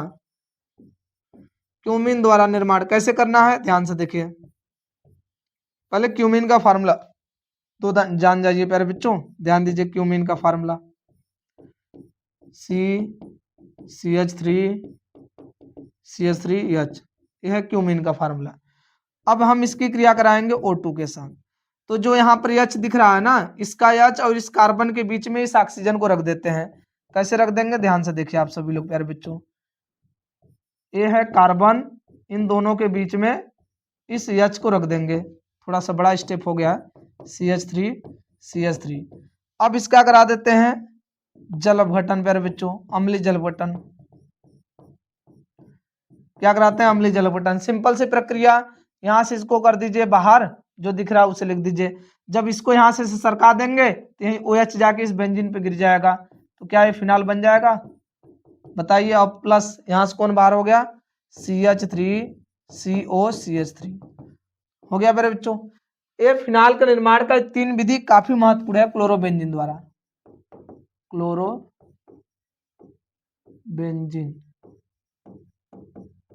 फिनाल के निर्माण की 3 विधि काफी महत्वपूर्ण है प्यारे बच्चों। जब भी पूछेगा फिनाल का निर्माण कीजिए तो इन्हीं 3 विधि में से घुमा फिरा के आपसे पूछेगा, और इससे ज्यादा कुछ नहीं पूछेगा। ध्यान रखिएगा प्यारे बच्चों, आप लोग इतने का स्क्रीनशॉट ले लीजिए। चलिए आगे देखिए, इसमें क्या कह रहा है, कह रहा है एल्डिहाइड के निर्माण की 5 विधि लिखिए। एल्डिहाइड के निर्माण की 5 विधि प्यारे बच्चों, एल्डिहाइड के निर्माण की 5 विधि, कीटोन के निर्माण की 5 विधि, ये सब विधियां बहुत बार पूछा जा रहा है प्यारे बच्चों। यूपी बोर्ड एग्जाम में 5 नंबर के पूछे जाते हैं। ठीक है, देखिए एल्डिहाइड के निर्माण की 5 विधि, ध्यान से देखिए आप लोग एक एक करके। जितना आप नामी अपक्रिया पढ़े हैं ना सब इसमें यूज होगा, ध्यान से खाली आप देखते रहें। पहला एल्डिहाइड के निर्माण की 5 विधि रोजनमुंड द्वारा,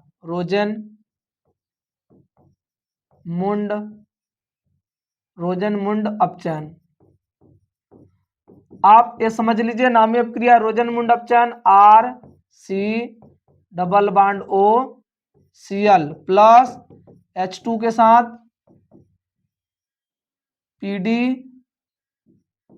PDBaSO4 के उपस्थिति में।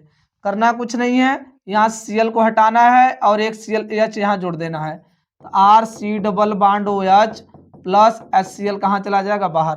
भाई एक Cl और एक H बाहर चला जाएंगे तो ऐसी प्रोडक्ट बनेगा ना, एल्डिहाइड हो गया। पहला स्टेप दूसरा का प्यारे बच्चों, दूसरा का विधि बताइए एल्डिहाइड के निर्माण का। स्टीफैन अपक्रिया, स्टीफैन अपक्रिया, ये समनामी अपक्रिया है। स्टीफैन अपक्रिया, स्टीफैन अपक्रिया द्वारा कैसे होगा, आर सी डबल बॉन्ड, इसको क्या कहते हैं, R C triple bond N. फिर बच्चों हम SnCl2 ऑब्लिक HCl के साथ पहले कराएंगे। तो यहाँ पर होता क्या है, इसके एक बांड टूटते हैं, एक बांड टूटते हैं इस तरह से, डबल बांड एक बचेगा, नाइट्रोजन का भी हाथ खाली, कार्बन का हाथ खाली, दोनों को एक एक H दे दीजिए, दोनों को एक एक H दे दीजिए। अब इसका क्या करा दीजिए, अब इसका करा दीजिए अम्लीय जल अपघटन। अम्लीय जल अपघटन बहुत प्यारा रिएक्शन है, कैसे करना है, आप करना क्या चाहेंगे बच्चों, यहाँ से इसको बाहर कर देंगे, बच क्या रहा है, आर सी, यहाँ H हो जाएगा, double bond O plus NH3 plus क्या हो जाएगा मेरे बच्चों, प्लस NH3। देखिए क्या स्टीफैन अपक्रिया समझ में आ कैसे करना है कितना आसान है प्यारे बच्चों। आगे तीसरा का रिएक्शन बताइएगा, तीसरा का कोई नामी अपक्रिया बताइए। तीसरा का नामी अपक्रिया गाटरमैन कांक अपक्रिया, क्या लिखेंगे, गाटरमान कांक अपक्रिया, कांक अपक्रिया, गाटरमैन कांक अपक्रिया। ध्यान से देखें, बेंजीन दिखाई दे रहा है, इसकी क्रिया CO प्लस HCl के साथ कराएंगे, निर्जल CuCl लिख सकते हैं, या क्या लिख सकते हैं मेरे बच्चों, या लिखेंगे AlCl3। ठीक है, क्या करना है, यहाँ आपको पता है नहीं H होता है, यहाँ आपको पता है नहीं H होता है, सिंपल सा प्यारे बच्चों, इसका H इसके Cl को लेकर चला जाएगा तो यहाँ पर क्या बचेगा, CO और H बचेगा, इन दोनों को आपस में जोड़ेंगे तो CHO बोलेंगे कि नहीं बोलेंगे। तो बताइए यहाँ पर क्या हो जाएगा, हो जाएगा CHO। हो गया प्यारे बच्चों, ये हो गया आपके निर्माण का 3 विधि, अभी 2 विधि और बाकी है, पहले आप लोग इतने का स्क्रीनशॉट लें तो 2 विधि और करते हैं। ठीक है चलिए अब आगे चलते हैं प्यारे बच्चों। एल्कोहल का निर्माण, मतलब सॉरी एल्डिहाइड के निर्माण का कौन सा विधि है प्यारे बच्चों, अगला चौथा विधि। चौथा विधि कैसे होगा, ध्यान दीजिए, इटार्ड अपक्रिया, अपक्रिया, इटार्ड अपक्रिया, इटार्ड अपक्रिया। ध्यान से देखिए प्यारे बच्चों, यह है CH3, हम इसकी क्रिया कराते हैं CrO2 Cl2 CH2 के उपस्थिति में। ये प्यारे बच्चों फर्स्ट कंडीशन।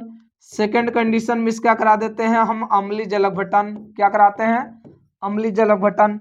बहुत सिंपल तरीका है रिएक्शन कराने का, एक ही स्टेप में आप रिएक्शन का यूज कर सकते हैं, कुछ करना नहीं है। आप प्यारे बच्चों यहाँ से 2 हाइड्रोजन हटा देंगे तो एक हाइड्रोजन बचेगा CH। ये जो पहली प्रक्रिया है, ये पहली प्रक्रिया यहाँ से हाइड्रोजन को निकालता है, ये दूसरी प्रक्रिया जो दिख रही है हाइड्रोजन निकालकर ऑक्सीजन देने की प्रक्रिया है। हो गया, हो गया प्यारे बच्चों एल्डिहाइड का निर्माण का चौथा विधि। पांचवा विधि क्या है, ध्यान से देखिए, पांचवा विधि प्यारे बच्चों, पांचवा विधि एल्कोहल द्वारा, क्या लिखेंगे, एल्कोहल के अपचयन, एल्कोहल के अपचयन,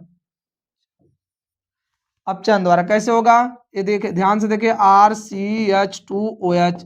एल्कोहल का जब हम ऑक्सीकरण कराएंगे तो ऑक्सीकरण कराने पर जानते हैं क्या होता है, यहाँ से एक H निकलता है, यहाँ से एक H निकलता है, तो बचेगा R, यहाँ से एक H निकल जाएगा CH, और यहाँ से H चला जाएगा तो सिर्फ क्या बचेगा, ऑक्सीजन। तो बच्चों एल्डिहाइड का निर्माण का 5 विधि आपको अच्छे से याद होना चाहिए, क्योंकि यूपी बोर्ड एग्जाम में 5 नंबर का हर साल प्रश्न आने वाला है प्यारे बच्चों।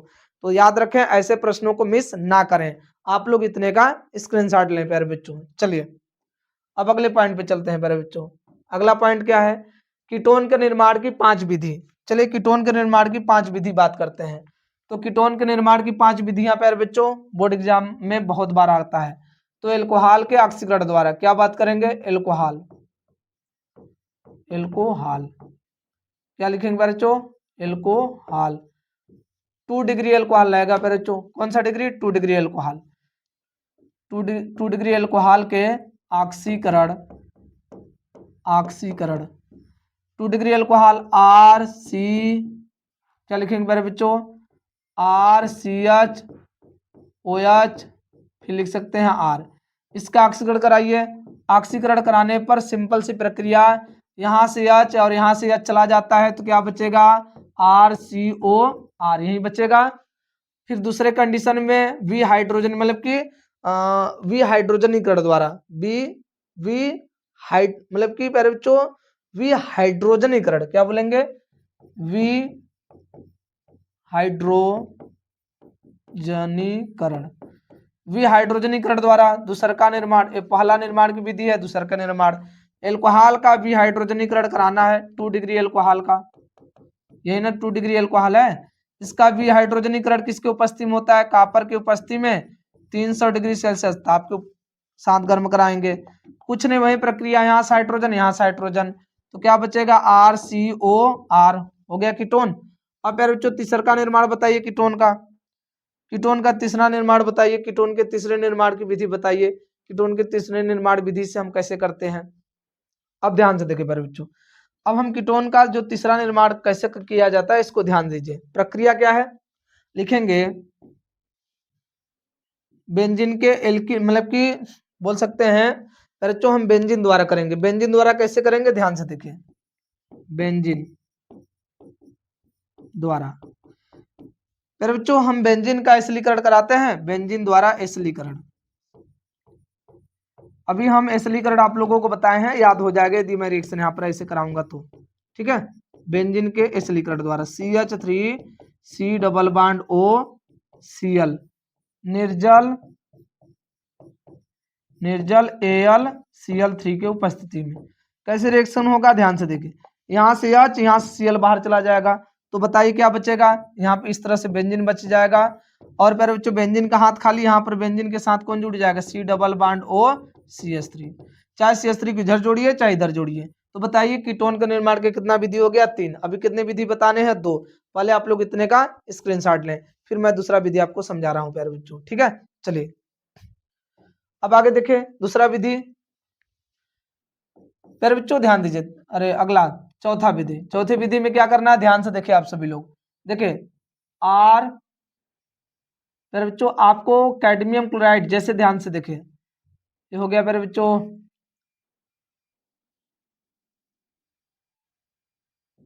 RCR2Cl2, देखिए हाँ लिख सकते हैं अम्ल हाइलाइड द्वारा। अम्ल हाइलाइड द्वारा कैसे होगा, ध्यान दीजिए, RC डबल बॉन्ड OCl, ठीक है, प्लस RCR2CD ईथर की उपस्थिति में शुष्क ईथर लिख सकते हैं, क्या लिख सकते हैं बच्चों, शुष्क ईथर। फिर बच्चों ध्यान दीजिए, यहाँ पर इसकी संयोजकता 2 करेंगे, प्रक्रिया वही है, यहाँ से Cl और यहाँ से CD बाहर हो जाएगा, तो क्या बच जाएगा, यहाँ Cl को हटाएंगे, 2 R आके लगा देंगे, 2RC double bond R plus क्या हो जाएगा, CdCl2, क्या हो जाएगा, CdCl2। तो कितना आसान रिएक्शन है, बस यहाँ से Cl को हटाना, R को लगाना। आप कहेंगे सर यहाँ पर R2 था, यहाँ पर आप R लिखे हैं, भाई यहाँ 2 से गुणा हुआ है, 2 तो बता रहा है ना। अब आगे देखिए बच्चों 5वें पॉइंट में एल्काइन द्वारा मतलब ट्रिपल बॉन्ड द्वारा, ट्रिपल बॉन्ड, ध्यान से देखिए RC ट्रिपल बॉन्ड CH। प्रक्रिया समझिए, फर्स्ट में हम इसका जल अपघटन कराते हैं, क्या कराते हैं बच्चों, जल अपघटन, H2O, जल अपघटन HgSO4 H2SO4 के उपस्थिति में। करना कुछ नहीं है, यहाँ से इसके पैर बच्चों बांड को तोड़ना है, ठीक है। जब बांड को तोड़ेंगे तो क्या करेंगे, ध्यान से देखिए, बांड को तोड़ने पर सिंपल से काम करना है पैर बच्चों, इसके बांड को तोड़िए, टोटल बांड तोड़ दीजिए। जब टोटल बांड तोड़ देंगे तो RC, बताइए इस तरह से जब बांड तोड़ देंगे तो दोनों का ऐसे ऐसे हाथ खाली हो जाएगा, इस कार्बन का भी 2 हाथ खाली, भाई 2 बांड तोड़, टोटल ने 2 बांड तोड़ेंगे तो इस कार्बन का हाथ खाली, इस हाइड्रोजन मतलब इन दोनों कार्बन का 2-2 हाथ खाली हो जाएगा ऐसे, इसका भी 2 हाथ खाली। अब बताइए इस कार्बन के पास हम इस हाइड्रोजन को भेज देंगे। जब ये कार्बन इस हाइड्रोजन के पास जाए, मतलब ये जो हाइड्रोजन है जब इस वाले कार्बन के पास जाएगा, टोटल कितने हाइड्रोजन हो जाएंगे? 3। और बचा ऑक्सीजन इस वाले कार्बन के पास चला जाएगा। हो गया मेरे बच्चों आपका एक कीटोन। क्या हो गया? कीटोन। तो कीटोन के निर्माण की कितनी विधि हो गई? 5। तो कीटोन के निर्माण की 5 विधियां यूपी बोर्ड एग्जाम में लगातार पूछी जा रहे हैं प्यारे बच्चों। 5 नंबर के प्रश्न बनते हैं, आप लोग इतने का स्क्रीनशॉट लें फटाफट। चलिए अब अगले पॉइंट पे चलते हैं। इस पॉइंट में क्या कर रहा है? एल्डिहाइड तथा कीटोन का रासायनिक गुण लिखिए। एल्डिहाइड तथा कीटोन का रासायनिक गुण। तो मेरे जो एल्डिहाइड तथा कीटोन दोनों का रासायनिक गुण, एक याद करेंगे दूसरा याद हो जाएगा। पहला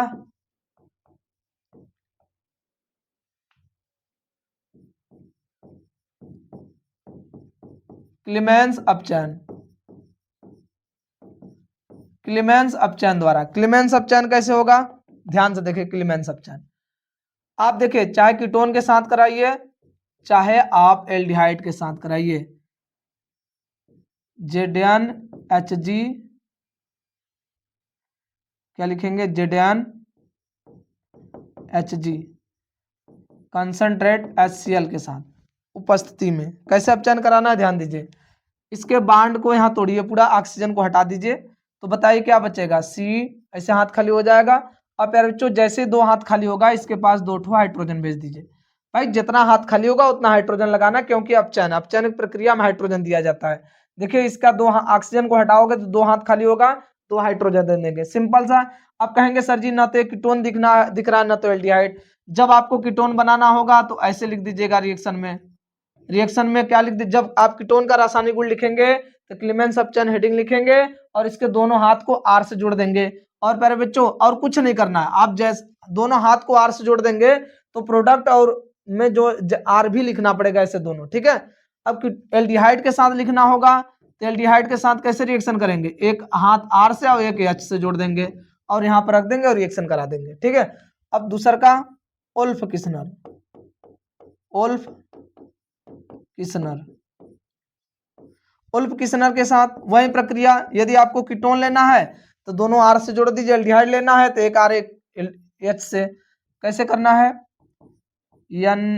NH2, ठीक है।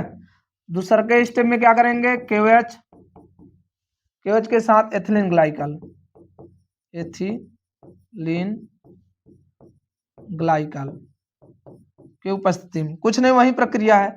यहां से ऑक्सीजन को हटाओ, जब ऑक्सीजन हट जाएगा तो कार्बन के कितना हाथ खाली हो जाएगा? 2। तो आप क्या करेंगे? 2 हाइड्रोजन लगा देंगे, अब ऐसे कार्बन का हाथ खाली। अब यदि आप एल्डिहाइड लिए हैं तो एक R एक H, एक R एक H। कीटोन लिए हैं तो R और R ऐसे जुड़ा रहेगा। तीसरा का रिएक्शन बताइएगा। तीसरा का रिएक्शन किसके साथ कराना है? तीसरा का रिएक्शन ध्यान से देखिए मेरे बच्चों। तीसरा का रिएक्शन है मेरे बच्चों HCN के साथ। HCN के साथ। HCN के साथ कैसे होगा? ध्यान से दीजिए मेरे बच्चों, सिंपल सा रिएक्शन है। देखिए Cn minus H plus A minus A plus, विपरीत चिन्ह के पास जाएंगे, एक बांड तोड़ दीजिए। एक बांड तोड़ेंगे तो इसका जैसे कीटोन के साथ करा रहे हैं तो एक R एक H, एक R एक H रख देंगे कार्बन के पास। नहीं कीटोन, अरे एल्डिहाइड के साथ है तो एक R एक H, कीटोन के साथ है तो दोनों R R करके करा देंगे। अब इसका जब बांड तोड़ेंगे बताइए इस माइनस के पास कौन जाएगा? ऑक्सीजन, तो OH हो जाएगा। बताइए इस कार्बन के पास कौन जाएगा? Cn। हो गया रिएक्शन प्यारे बच्चों HCN के साथ। 3 रासायनिक गुण, हमें टोटल 5 लिखने हैं तो 3 हो गए हैं, तो अभी 2 और करा रहे हैं, ठीक है। पहले आप लोग इतने का स्क्रीनशॉट ले लीजिए। अब चलिए देखिए अगला किसके साथ कराएंगे प्यारे बच्चों? प्यारे बच्चों चौथे पॉइंट में कराएंगे RMGX। मतलब RMGX क्या है प्यारे बच्चों? RMGX है ग्रिनार्ड अपक्रमक के साथ। ग्रिनार्ड अपक्रमक के साथ ध्यान से देखिए, जब इसकी क्रिया ग्रिनार्ड अपक्रमक के साथ कराते हैं तो क्या करते हैं? स्टेप समझिए। A minus A plus, plus A minus, विपरीत चिन्ह के पास सब जाएंगे। कैसे जाना है विपरीत चिन्ह के पास? ध्यान दीजिए। बताइए इस कार्बन के पास कौन आ जाएगा? Mg आ जाएगा। तो कार्बन के पास Mg आ जाएगा तो क्या हो जाएगा? बताइए। हो जाएगा, ये हो जाएगा पर बच्चों यहाँ पर MgX। उसके बाद इस R के पास, ये जो R है, R किसके पास? सॉरी पर बच्चों Mg जो है किसके पास आएगा? Mg प्लस है तो ऑक्सीजन के पास आ जाएगा, OMgX। और R क्या है? माइनस है तो किसके पास जाएगा? प्लस के पास। कार्बन के पास। फिर इस क्या करा देंगे, अम्लीय जल अपघटन। क्या कराते हैं, अम्लीय जल अपघटन की प्रक्रिया में ध्यान दीजिए। क्या हम H2O को OH करके लिख सकते हैं, बताइए, OH माइनस H प्लस। अब बताइए Mg प्लस ऑक्सीजन माइनस, तो बताइए इस H प्लस किसके पास जाएगा, ऑक्सीजन के पास, तो क्या बना लेगा R, यहाँ पे हो जाएगा R, और फिर बच्चों यहाँ पे क्या हो जाएगा R, फिर यहाँ हो जाएगा OH प्लस। अब बताइए जो OH बचा हुआ है यहाँ का, तो OH कहाँ चला जाएगा, OH चला जाएगा MgX के पास, तो हो जाएगा MgOH। ये हो गया मेरे बच्चों आपका ग्रिनार्ड अपक्रमक के साथ एल्डिहाइड और कीटोन की अभिक्रिया। अब ध्यान रखें आप लोग, इसमें करने क्या है, एल्डिहाइड कीटोन के साथ ऐसे क्रिया करा लेना है। अब यदि कीटोन के साथ बोलेगा तो आप इसके दोनों आर को, दोनों हाथ को आर से जोड़ के रिएक्शन करा देंगे। यदि एल्डिहाइड के साथ बोलेगा तो एक आर करा देंगे, एक एच इसके कार्बन को जोड़ देंगे। उसके बाद यही स्टेप करके आप रिएक्शन को आगे बढ़ा देंगे। चाहे एल्डिहाइड बोलेगा चाहे कीटोन बोलेगा, आप इस रिएक्शन को अच्छे से कर सकते हैं, ठीक है।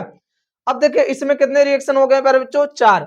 अब 5 रासायनिक गुण लिखने हैं, तो 5वें रासायनिक गुण की तरफ बढ़ते हैं। 5वां रासायनिक गुण क्या है, ध्यान देना है इसको मेरे बच्चों। 5वां रासायनिक गुण है NaHSO3 के साथ, NaHSO3 के साथ, NaHSO3 के साथ। तो बताइए NaHSO3 के साथ कैसे रिएक्शन करने हैं, इसको ध्यान से देखिए।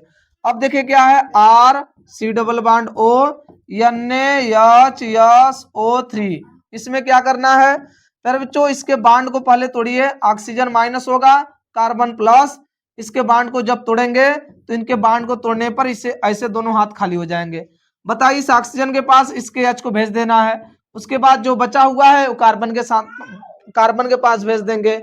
जो बचा हुआ है वो कार्बन के पास, क्या बचा हुआ है बताइए, SO3 और यदि आप कीटोन के साथ कराएंगे तो दोनों हाथ को R से जोड़ देंगे। एल्डिहाइड के साथ कराएंगे तो एक R और एक H जोड़ देंगे। तो क्या आप लोग एल्डिहाइड और कीटोन के 5 रासायनिक गुण कर सकते हैं। फिर बच्चों मैं जितना रिएक्शन बता रहा हूं बस उतना ही तैयार करें, उससे ज्यादा आप पढ़ने की कोशिश ना करें, ठीक है। फटाफट स्क्रीनशॉट लीजिए फिर बच्चों। यदि आप वीडियो को अंत तक देखते हैं तो बहुत कुछ आपको सीखने के लिए मिल जाएगा। इसमें क्या करा, एमीन के निर्माण की 5 विधियां। अब चलिए समझिए कि एमीन के निर्माण की 5 विधि क्या हमें रिपीट करनी है तो ध्यान दीजिए बच्चों, एमीन के निर्माण की 5 विधि क्या है, इसको अच्छे से ध्यान से देखिए। चलिए ध्यान दीजिए, एमीन के निर्माण की 5 विधि प्यारे बच्चों। देखिए एमीन के निर्माण की 5 विधि में क्या क्या हमें रिपीट करना है। तो देखिए एमीन के निर्माण की 5 विधि।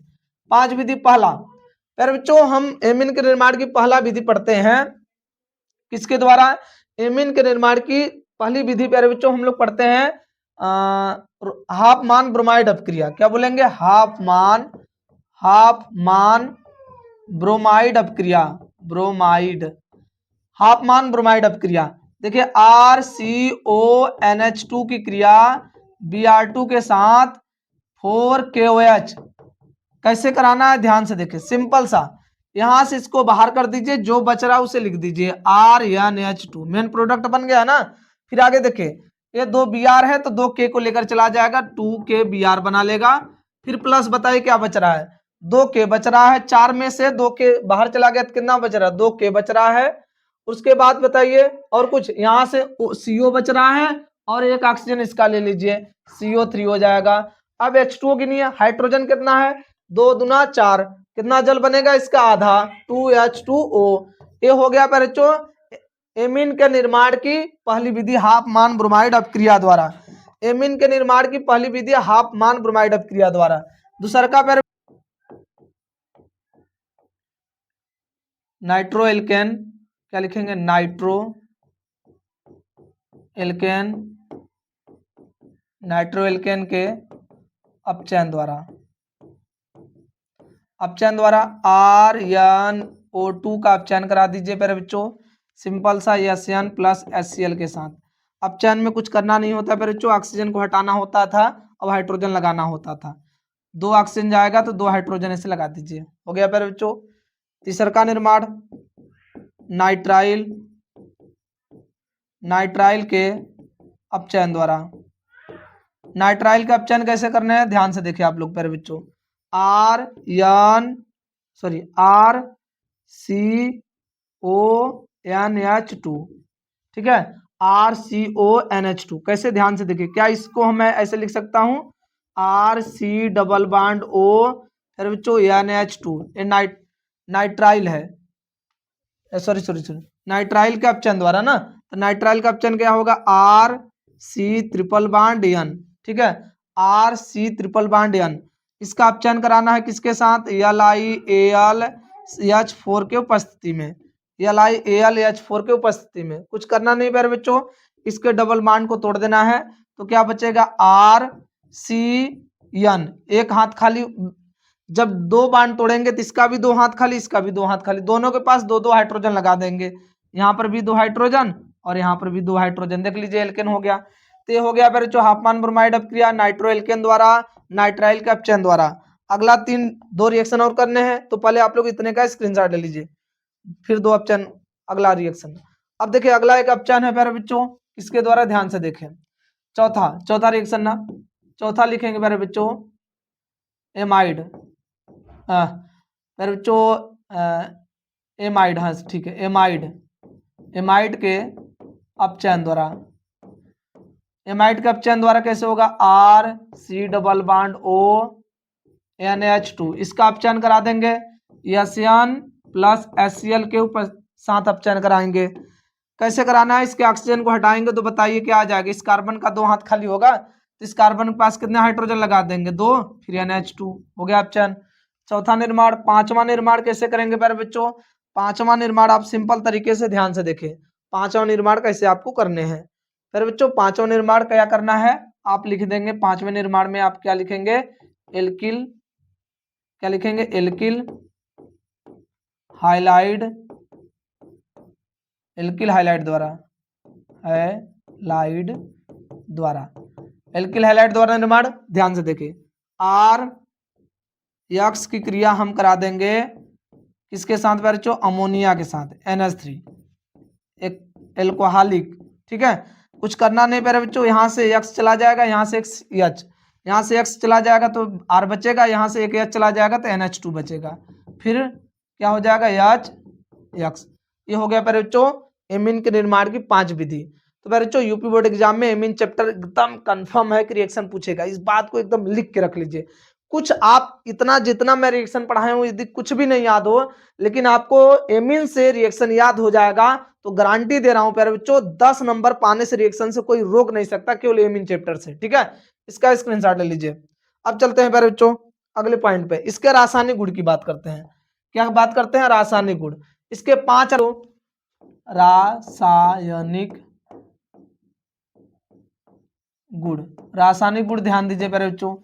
पहला क्या है, पहला रासायनिक गुण प्यारे बच्चों कार्बिल एमीन अपक्रिया, क्या है, कार्बिल एमीन अभिक्रिया। कार्बिल एमीन अभिक्रिया RNH2, क्या लिखेंगे, RNH2 की क्रिया हम CHCl3 के साथ कराएंगे, 3KOH के उपस्थिति के 3KOH के साथ। रिएक्शन कैसे होगा, ध्यान से देखिए फिर बच्चों, जहां जहां एच है पहले गिनिए, 2 3 3 6, कितना जल बनेगा, 6H2 है तो 3 मोल जल बनेगा। अब के देखिए कैटो है, के 3 है और 3 Cl है, तो मिलके क्या बना लेंगे, 3KCl। और बताइए अब क्या बच रहा है, R बच रहा है और N बच रहा है और केवल यहाँ का C बच रहा है, तो हो गया RNC। ये हो गया कार्बिल एमीन अपक्रिया पर बच्चों। तो रासायनिक गुण पहला हो गया। दूसरा का रासायनिक गुण, 5 रासायनिक गुण आपको अच्छे से याद होने चाहिए पर बच्चों, कितना, 5 रासायनिक गुण आपको अच्छे से याद होने चाहिए। अब देखिए अगले पॉइंट में प्यारे बच्चों, यह है कार्बिल एमीन अपक्रिया। अब दूसरा का हम बात करते हैं, दूसरा का प्यारे बच्चों एल्कलीकरण। एल्कलीकरण कैसे होगा, ध्यान दीजिए, RNH2 की क्रिया हम करा देंगे RCl के साथ, RX बोल सकते हैं, RCl बोल सकते हैं, या CH3Cl बोल सकते हैं, CH3Cl के साथ। सिंपल से क्या करना है प्यारे बच्चों, यहाँ से एक H और यहाँ से एक Cl निकल जाएगा। जब यहाँ से एक H चला जाएगा तो क्या बचेगा, RNH बचेगा, RNH, इसके साथ कौन लग जाएगा, CH3 और प्लस HCl, हो गया। अब तीसरे पॉइंट की बात करते हैं, एसिलीकरण। एसिलीकरण में क्या होगा, RNH2 प्लस क्या हो जाएगा प्यारे बच्चों, हम CH3C double bond O Cl के साथ कराएंगे। सिंपल सी प्रक्रिया, यहाँ से एक H यहाँ से एक Cl, तो बताइए यहाँ पर क्या बचेगा, जब यहाँ से एक H चला जाएगा, यहाँ Cl, जब यहाँ से Cl चल जाएगा तो क्या बचेगा, CH3C डबल बॉन्ड O। और मेरे बच्चों यहाँ से जब यह H चला जाएगा तो क्या बचेगा, बताइए, बचेगा NHR प्लस HCl। कितना रासायनिक गुण हो गया, 3। अब प्यारे बच्चों हम बात करते हैं अगले चौथे रासायनिक गुण की। चौथा रिएक्शन प्यारे बच्चों डाई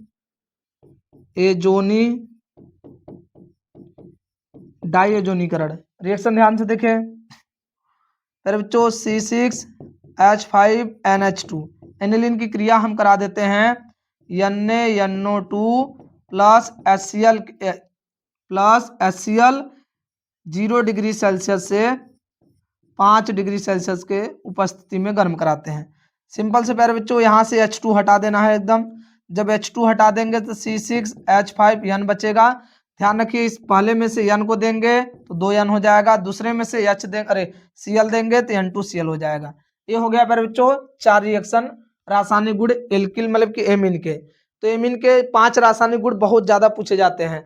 तो ये 4 रिएक्शन हो गए। अब मैं 5वां रिएक्शन बता रहा हूँ, पहले आप लोग इतने का स्क्रीनशॉट ले लीजिए। चलिए 5वें रिएक्शन की तरफ बढ़ते हैं। 5वां रिएक्शन क्या है, इसको ध्यान से देखें। नामी अपक्रिया याद रहेगा तो आपको चाहे निर्माण पूछे चाहे रासायनिक गुण पूछे, सब मिक्स हो जाएगा, उसी में काम आ जाता है। अब क्या बात करेंगे, युग्मन अपक्रिया। युग्मन अपक्रिया 5वां रिएक्शन है, युग्मन अपक्रिया। युग्मन अपक्रिया प्यारे बच्चों ध्यान से देखें,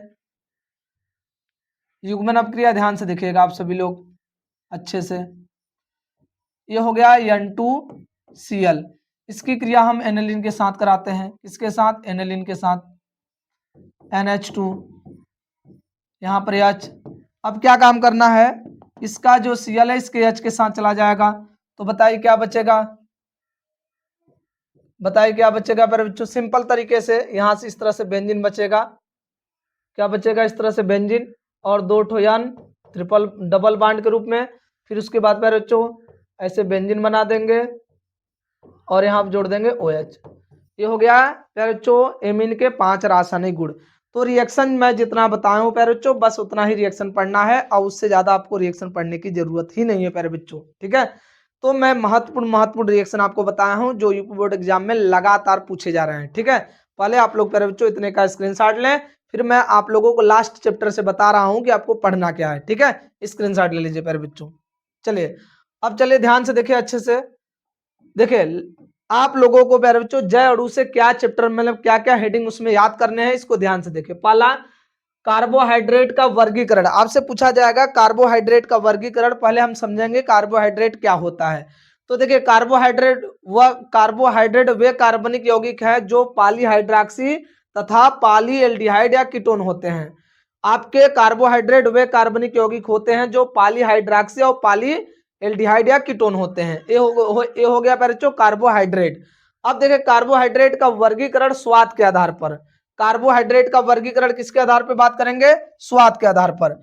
कार्बोहाइड्रेट का वर्गीकरण स्वाद के आधार पर क्या क्या है, शर्करा। कार्बोहाइड्रेट का वर्गीकरण स्वाद के आधार पर पहला है शर्करा। पूछा जाएगा शर्करा क्या है, तो वह कार्बोहाइड्रेट जो स्वाद में मीठे तथा क्रिस्टलीय ठोस होते हैं वो शर्करा होते हैं। जैसे ग्लूकोज, सुक्रोज और फ्रक्टोज, ये क्या है, ये सब कार्बोहाइड्रेट है। कौन सा, कौन सा कार्बोहाइड्रेट है, शर्करा वाला। अब अशर्करा वे कार्बोहाइड्रेट जो स्वाद में मीठे नहीं होते हैं और अक्रिस्टलीय ठोस होते हैं। जैसे स्टार्च, सेलुलोज। ये प्यारे बच्चों 1 नंबर में भी आते हैं, 2 नंबर में भी आते हैं, 3 नंबर में भी आते हैं और ऑब्जेक्टिव में भी आते हैं, समझ लीजिए ऐसे प्रश्न, ठीक है। आप लोग पहले इतने का स्क्रीनशॉट लें। तो कार्बोहाइड्रेट का परिभाषा, कार्बोहाइड्रेट का वर्गीकरण पहले स्वाद के आधार पे, अब हम बात करेंगे जल अपघटन के आधार पर। पहले इतने का स्क्रीनशॉट ले लीजिए। चलिए जल अपघटन के आधार पे क्या क्या होता है, मोनोसाइक्राइड। मोनोसाइक्राइड मतलब वे कार्बोहाइड्रेट जो उस मतलब और ज्यादा छोटे छोटे अणुओं में नहीं टूट सकते। वे कार्बोहाइड्रेट जो जल में अपघटन पर छोटे छोटे अणु नहीं देते हैं या नहीं टूटते हैं। जैसे ग्लूकोज, फ्रक्टोज, राइबोज, ये सब कौन से सैकराइड है, मोनोसैकराइड। जल अपघटन के आधार पे, जल अपघटन के आधार पर दूसरा डाइसैकराइड। डाइसैकराइड क्या होता है, वे कार्बोहाइड्रेट जो जल अपघटन पर 2 मोनोसैकराइड देते हैं। मतलब जिसका जल अपघटन कराएंगे तो 2 ठो मोनोसैकराइड देंगे, उसे डाइसैकराइड। 1 नंबर में भी पूछे जाते हैं परिभाषा, 2 नंबर में भी पूछे जाते हैं परिभाषा। Sucrose, maltose, lactose. कम से कम एक एग्जाम्पल आपको याद होना चाहिए। तो बच्चों डाइसैकेराइड सुक्रोज मतलब चीनी होता है, पॉलीसैकेराइड पॉली मतलब बहुत ज्यादा, मतलब जिसके जल अपघटन होने हुए कार्बोहाइड्रेट जो जल अपघटन पर अनेक मोनोसैकेराइड के अणु देते हैं, वे कार्बोहाइड्रेट जो जल अपघटन पर अनेक मोनोसैकेराइड देते हैं उसे क्या कहते हैं हम लोग, polysaccharide. Example starch, cellulose, glycogen, ये सब ऐसे ये सब पॉलीसैकेराइड हैं, इनके जल अपघटन होने पर अनेक मोनोसैकेराइड बनेंगे। तो कार्बोहाइड्रेट हो गया, कार्बोहाइड्रेट का वर्गीकरण स्वाद के आधार पर हो गया, कार्बोहाइड्रेट का वर्गीकरण जल अपघटन के आधार पर हो गया। आप इतना लिखेंगे तो आपको अच्छा खासा नंबर मिलेगा, इससे 5 नंबर। कार्बोहाइड्रेट पूछेगा परिभाषा में, कार्बोहाइड्रेट पेपर में आएगा, कार्बोहाइड्रेट किसे कहते हैं, कार्बोहाइड्रेट का वर्गीकरण कीजिए जल अपघटन के आधार पर या स्वाद के आधार पर, किसी के आधार पर बोलेगा, आप दोनों के आधार पर जल अपघटन अच्छे से कर सकते हैं। जो केवल वर्गीकरण बोल रहा है तो आप जल अपघटन और स्वाद के आधार पर दोनों कीजिएगा, जैसा पेपर में जितने नंबर का दिया रहेगा, ठीक है, उस हिसाब से लिखिएगा। स्क्रीनशॉट ले लीजिए प्यारे बच्चों इतने का। अब आगे देखिए, आगे क्या है प्यारे बच्चों, अगले पॉइंट में है प्रोटीन क्या होते हैं, पूछा जाएगा प्रोटीन। बोर्ड एग्जाम में 5 नंबर के प्रश्न बनते हैं इससे, प्रोटीन से। प्रोटीन क्या है, इनके संरचना के आधार पर इनका वर्गीकरण कीजिए। प्रोटीन क्या है, इनके संरचना के आधार पर इनका वर्गीकरण करना है। तो एमिनो अम्लों से मिलकर बनने वाले जटिल अणु को क्या कहते हैं हम लोग, प्रोटीन। एमिनो अम्लों से मिलकर बनने वाले जटिल अणु होते हैं जिनमें एमिनो अम्ल आपस में पेप्टाइड बंध द्वारा जुड़े होते हैं। तो आप बोल सकते हैं एमिनो अम्ल से मिलकर बनने वाले जटिल अणु को प्रोटीन कहते हैं। ये एमिनो अम्ल आपस में एमिनो अम्ल आपस में पेप्टाइड बंध द्वारा जुड़े होते हैं। जैसे मैं बोल रहा हूं वैसे परिभाषा लिख सकते हैं। प्रोटीन एमिनो अम्ल से मिलने वाले एक जटिल अणु होते हैं। प्रोटीन एमिनो अम्ल से मिलकर बनने वाले जटिल अणु होते हैं। ये एमिनो अम्ल आपस में क्या होते हैं, एमिनो अम्ल आपस में पेप्टाइड बंध द्वारा जुड़े होते हैं। यह एमिनो अम्ल आपस में पेप्टाइड बंध द्वारा जुड़े होते हैं, ये बात हो गया। फिर आगे एमिनो अम्ल पेप्टाइड बंध द्वारा जुड़े होते हैं, ये क्लियर हो गया। फिर आगे देखिए, प्रोटीन की संरचना के आधार पर 4 प्रकार के होते हैं। प्रोटीन संरचना के आधार पर 4 प्रकार के होते हैं। कौन कौन, प्राथमिक संरचना, इसमें देखिए यह प्रोटीन की सबसे सरल संरचना होती है, इसमें एमिनो अम्ल एक निश्चित क्रम में जुड़े होते हैं। पूछ लिया जाएगा प्रोटीन की प्राथमिक संरचना बताइए, तो क्या बोलेंगे, यह प्रोटीन की जो प्राथमिक संरचना होती है, यह प्रोटीन की सबसे सरल संरचना होती है। इसमें एमिनो अम्ल एक निश्चित क्रम में जुड़े होते हैं, इसमें जो एमिनो अम्ल होते हैं एक निश्चित क्रम में जुड़े होते हैं। द्वितीयक संरचना, इसमें पॉलीपेप्टाइड श्रृंखलाएं मुड़कर विशेष आकृति बनाती हैं। यह संरचना हाइड्रोजन बंध द्वारा स्थिर होती है, मतलब हाइड्रोजन बंध द्वारा जुड़ी होती है। क्या बोल देंगे द्वितीयक संरचना में, बताइए प्रोटीन की द्वितीयक संरचना में क्या बोलेंगे, इसमें पॉलीपेप्टाइड श्रृंखलाएं मुड़कर एक विशेष आकृति बनाती हैं। यह संरचना हाइड्रोजन बंध द्वारा स्थिर होती है या जुड़ी होती है। ये हो गया बच्चों द्वितीयक संरचना। क्या हो गया, प्रोटीन का द्वितीयक संरचना। अब प्रोटीन की द्वितीयक संरचना 2 प्रकार में आती है, कौन कौन, ध्यान से देखें। प्रोटीन की द्वितीयक संरचना 2 प्रकार में आती है फिर बच्चों, एक होता है, एक क्या होता है, ध्यान से देखें, एक होता अल्फा हेलिक्स संरचना और एक होता है बीटा लहरिया परत। तो ये होता है प्यारे बच्चों 2 संरचना, किसके, इसके 2 प्रमुख रूप होते हैं। किसके 2 रूप प्रमुख होते हैं प्यारे बच्चों, आपके प्रोटीन की द्वितीयक संरचना की। प्रोटीन की तृतीयक संरचना ध्यान दीजिए, इसमें पूरी पॉलीपेप्टाइड श्रृंखलाएं त्रिविम में जुड़ी होती हैं। इसमें पूरी पॉलीपेप्टाइड श्रृंखलाएं या पॉलीपेप्टाइड श्रृंखला त्रिविम में जुड़ी होती हैं। इसमें हाइड्रोजन बंध, आयनिक बंध तथा डाइसल्फाइड बंध स्थिर होते हैं या पाए जाते हैं, या हाइड्रोजन बॉन्ड, डाइसल्फाइड बंध, आयनिक बंध द्वारा जुड़े होते हैं, ऐसे भी बोल सकते हैं। आगे चतुर्थक संरचना में क्या होगा, जब एक से अधिक पॉलीपेप्टाइड श्रृंखलाएं मिलकर प्रोटीन बनाती हैं तो उसे प्रोटीन की चतुर्थ संरचना कहते हैं। जब एक से अधिक पॉलीपेप्टाइड श्रृंखलाएं मिलकर प्रोटीन बनाती हैं तो उसे प्रोटीन की चतुर्थ संरचना कहते हैं। आगे त्रिविम प्रोटीन की विकृतीकरण, ये बोर्ड एग्जाम में 2 नंबर का आता है। प्रोटीन का विकृतीकरण बताइए, 2 नंबर में आता है। जब प्रोटीन में भौतिक तथा रासायनिक परिवर्तन करते हैं तो उनकी तृतीयक तथा चतुर्थ संरचनाएं भंग हो जाती हैं। जब प्रोटीन में भौतिक तथा रासायनिक परिवर्तन, मतलब उसमें टेम्परेचर देते हैं, भौतिक भी परिवर्तन करते हैं और रासायनिक भी परिवर्तन करते हैं। जब प्रोटीन में भौतिक तथा रासायनिक परिवर्तन करते हैं तो उनकी चतुर्थ तथा तृतीयक संरचनाएं भंग हो जाती हैं, जिनके कारण उनकी जैविक क्रियाएं नष्ट हो जाती है। जो प्रोटीन की क्षमता होती है, जैविक क्रियाएं जो देने की एनर्जी होती है वो नष्ट हो जाती हैं, जिसे प्रोटीन का आकृति दिखे, जिससे प्रोटीन का विकृतीकरण कहते हैं, जिसे प्रोटीन का विकृतीकरण कहते हैं। इसके कारण देखिए, यह कारण यह देखिए, इनके कारण कभी कभी पूछ लेता है, प्रोटीन के कारण बताइए, प्रोटीन के विकृतीकरण के कारण बताइए। कारण क्या क्या है? तापमान, उष्मा, रासायनिक परिवर्तन। कोई आपसे पूछ ले कि बताइए प्रोटीन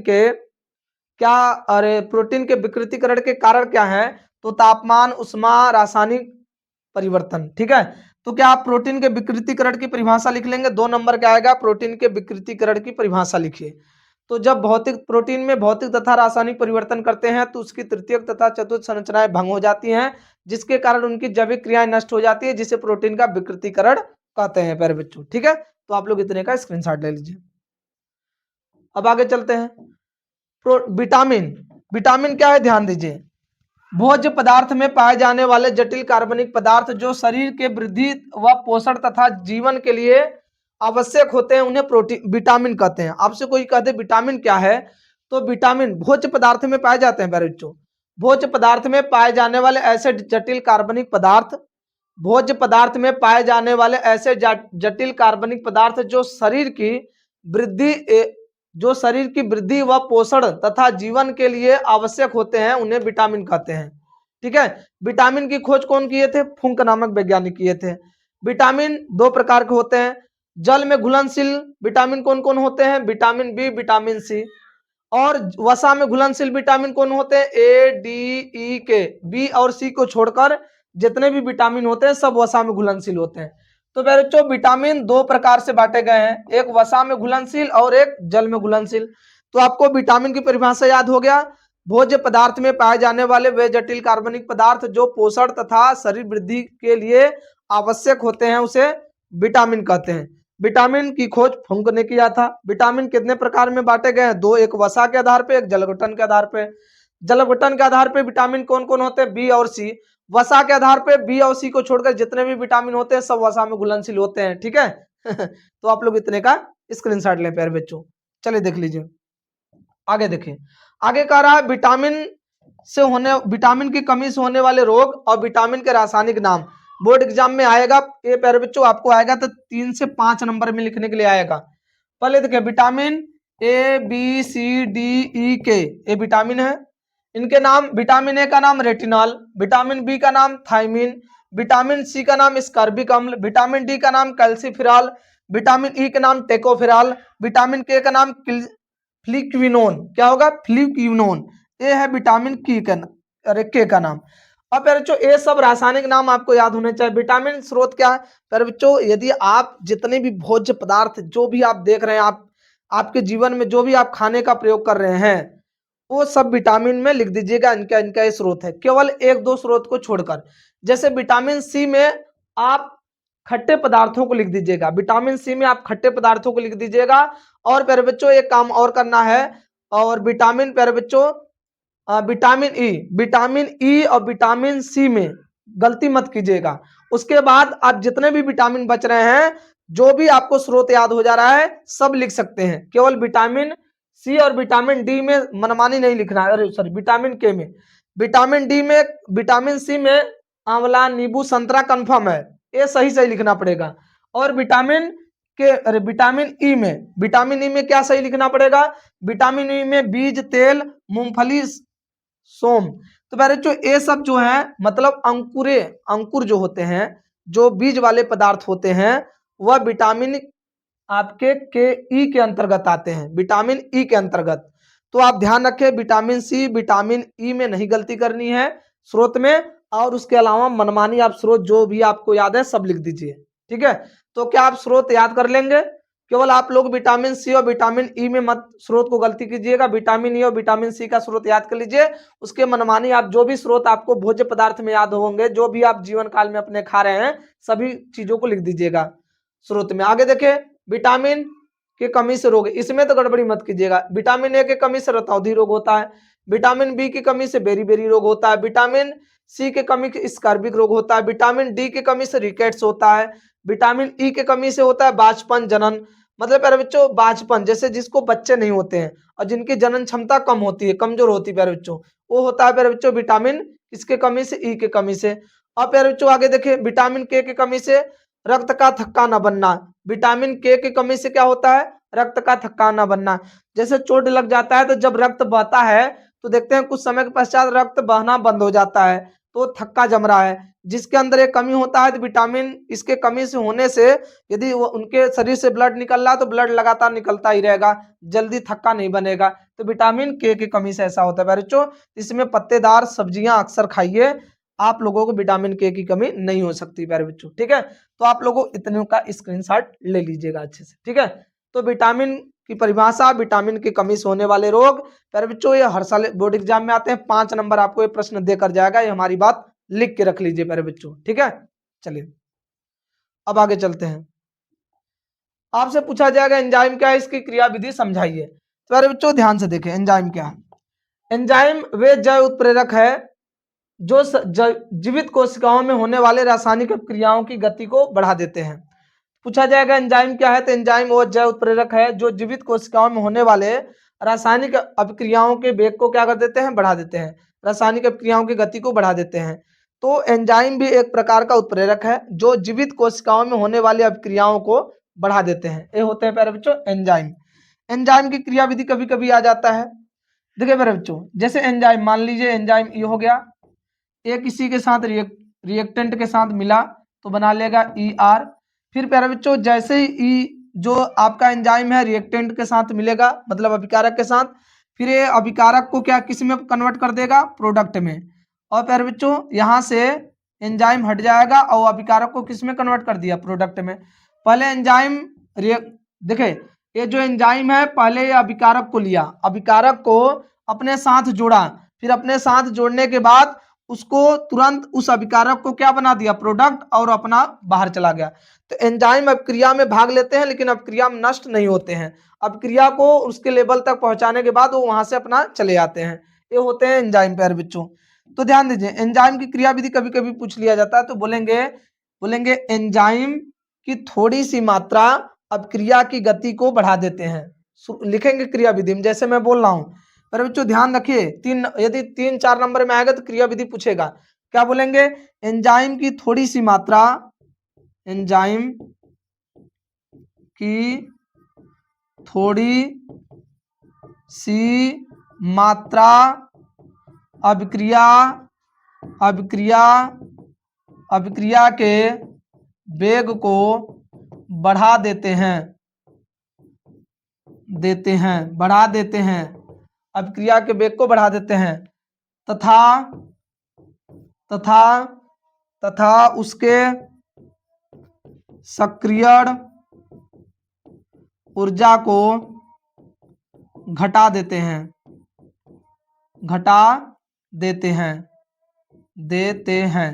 क्या कर देते हैं, घटा देते हैं, ठीक है। अब ध्यान दीजिए, उसके सक्रिय ऊर्जा को घटा देते हैं। और क्या करते हैं प्यारे बच्चों, जब उसके सक्रिय ऊर्जा को घटा देंगे तो क्या होगा, उसके सक्रिय ऊर्जा को घटा देते हैं जब यह किसी अभिकारक के साथ फिट होते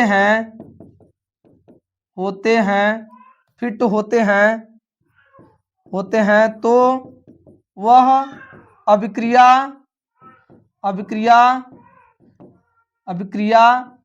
के वेग को बढ़ाते हैं, क्या करते हैं, बढ़ाते हैं, ठीक है। ये हो गया प्यारे बच्चों आप लोगों का एंजाइम की क्रिया विधि, एंजाइम की परिभाषा। तो प्यारे बच्चों इतने का स्क्रीनशॉट ले लीजिए, ठीक है। चलिए बहुत अच्छी बात है, उम्मीद है कि आप लोग इतने का स्क्रीनशॉट ले लिए होंगे। तो प्यारे बच्चों आपके केमिस्ट्री के सेकंड भाग से क्या पढ़ने थे क्या नहीं पढ़ने थे, जो भी डाउट होगा इस लेक्चर को देखने के बाद खत्म हो जाएगा। आप पूरे लेक्चर को जरूर देखें प्यारे बच्चों। तो आप उन दोस्तों में शेयर करें जो अभी सेकंड भाग को लेकर डर रहे थे, सेकंड भाग से कितना रिएक्शन है, क्या थियरी है, क्या पढ़ें क्या ना पढ़ें, परेशान हो रहे थे, तो उन छात्रों को ये वीडियो भेजें प्यारे बच्चों। और अपने इस वीडियो को देखने के बाद अपने दुख दर्द को खत्म करें और अपने यूपी बोर्ड एग्जाम में अच्छा नंबर लाएं, ठीक है। तो आज के लिए इतना ही। प्यारे बच्चों आपका यूपी बोर्ड एग्जाम अच्छा जाए, मैं आप लोगों का यही भगवान से दुआ कर रहा हूं। और आप यदि जितना मेहनत किए होंगे उससे ज्यादा आप लोग और मेहनत करेंगे इस 2 दिन के अंदर प्यारे बच्चों, ठीक है। तो मिलते हैं आपके केमिस्ट्री के पेपर के बाद। तो प्यारे बच्चों आज के लिए इतना ही, तब तक के लिए ओके बाय, थैंक यू, जय हिंद।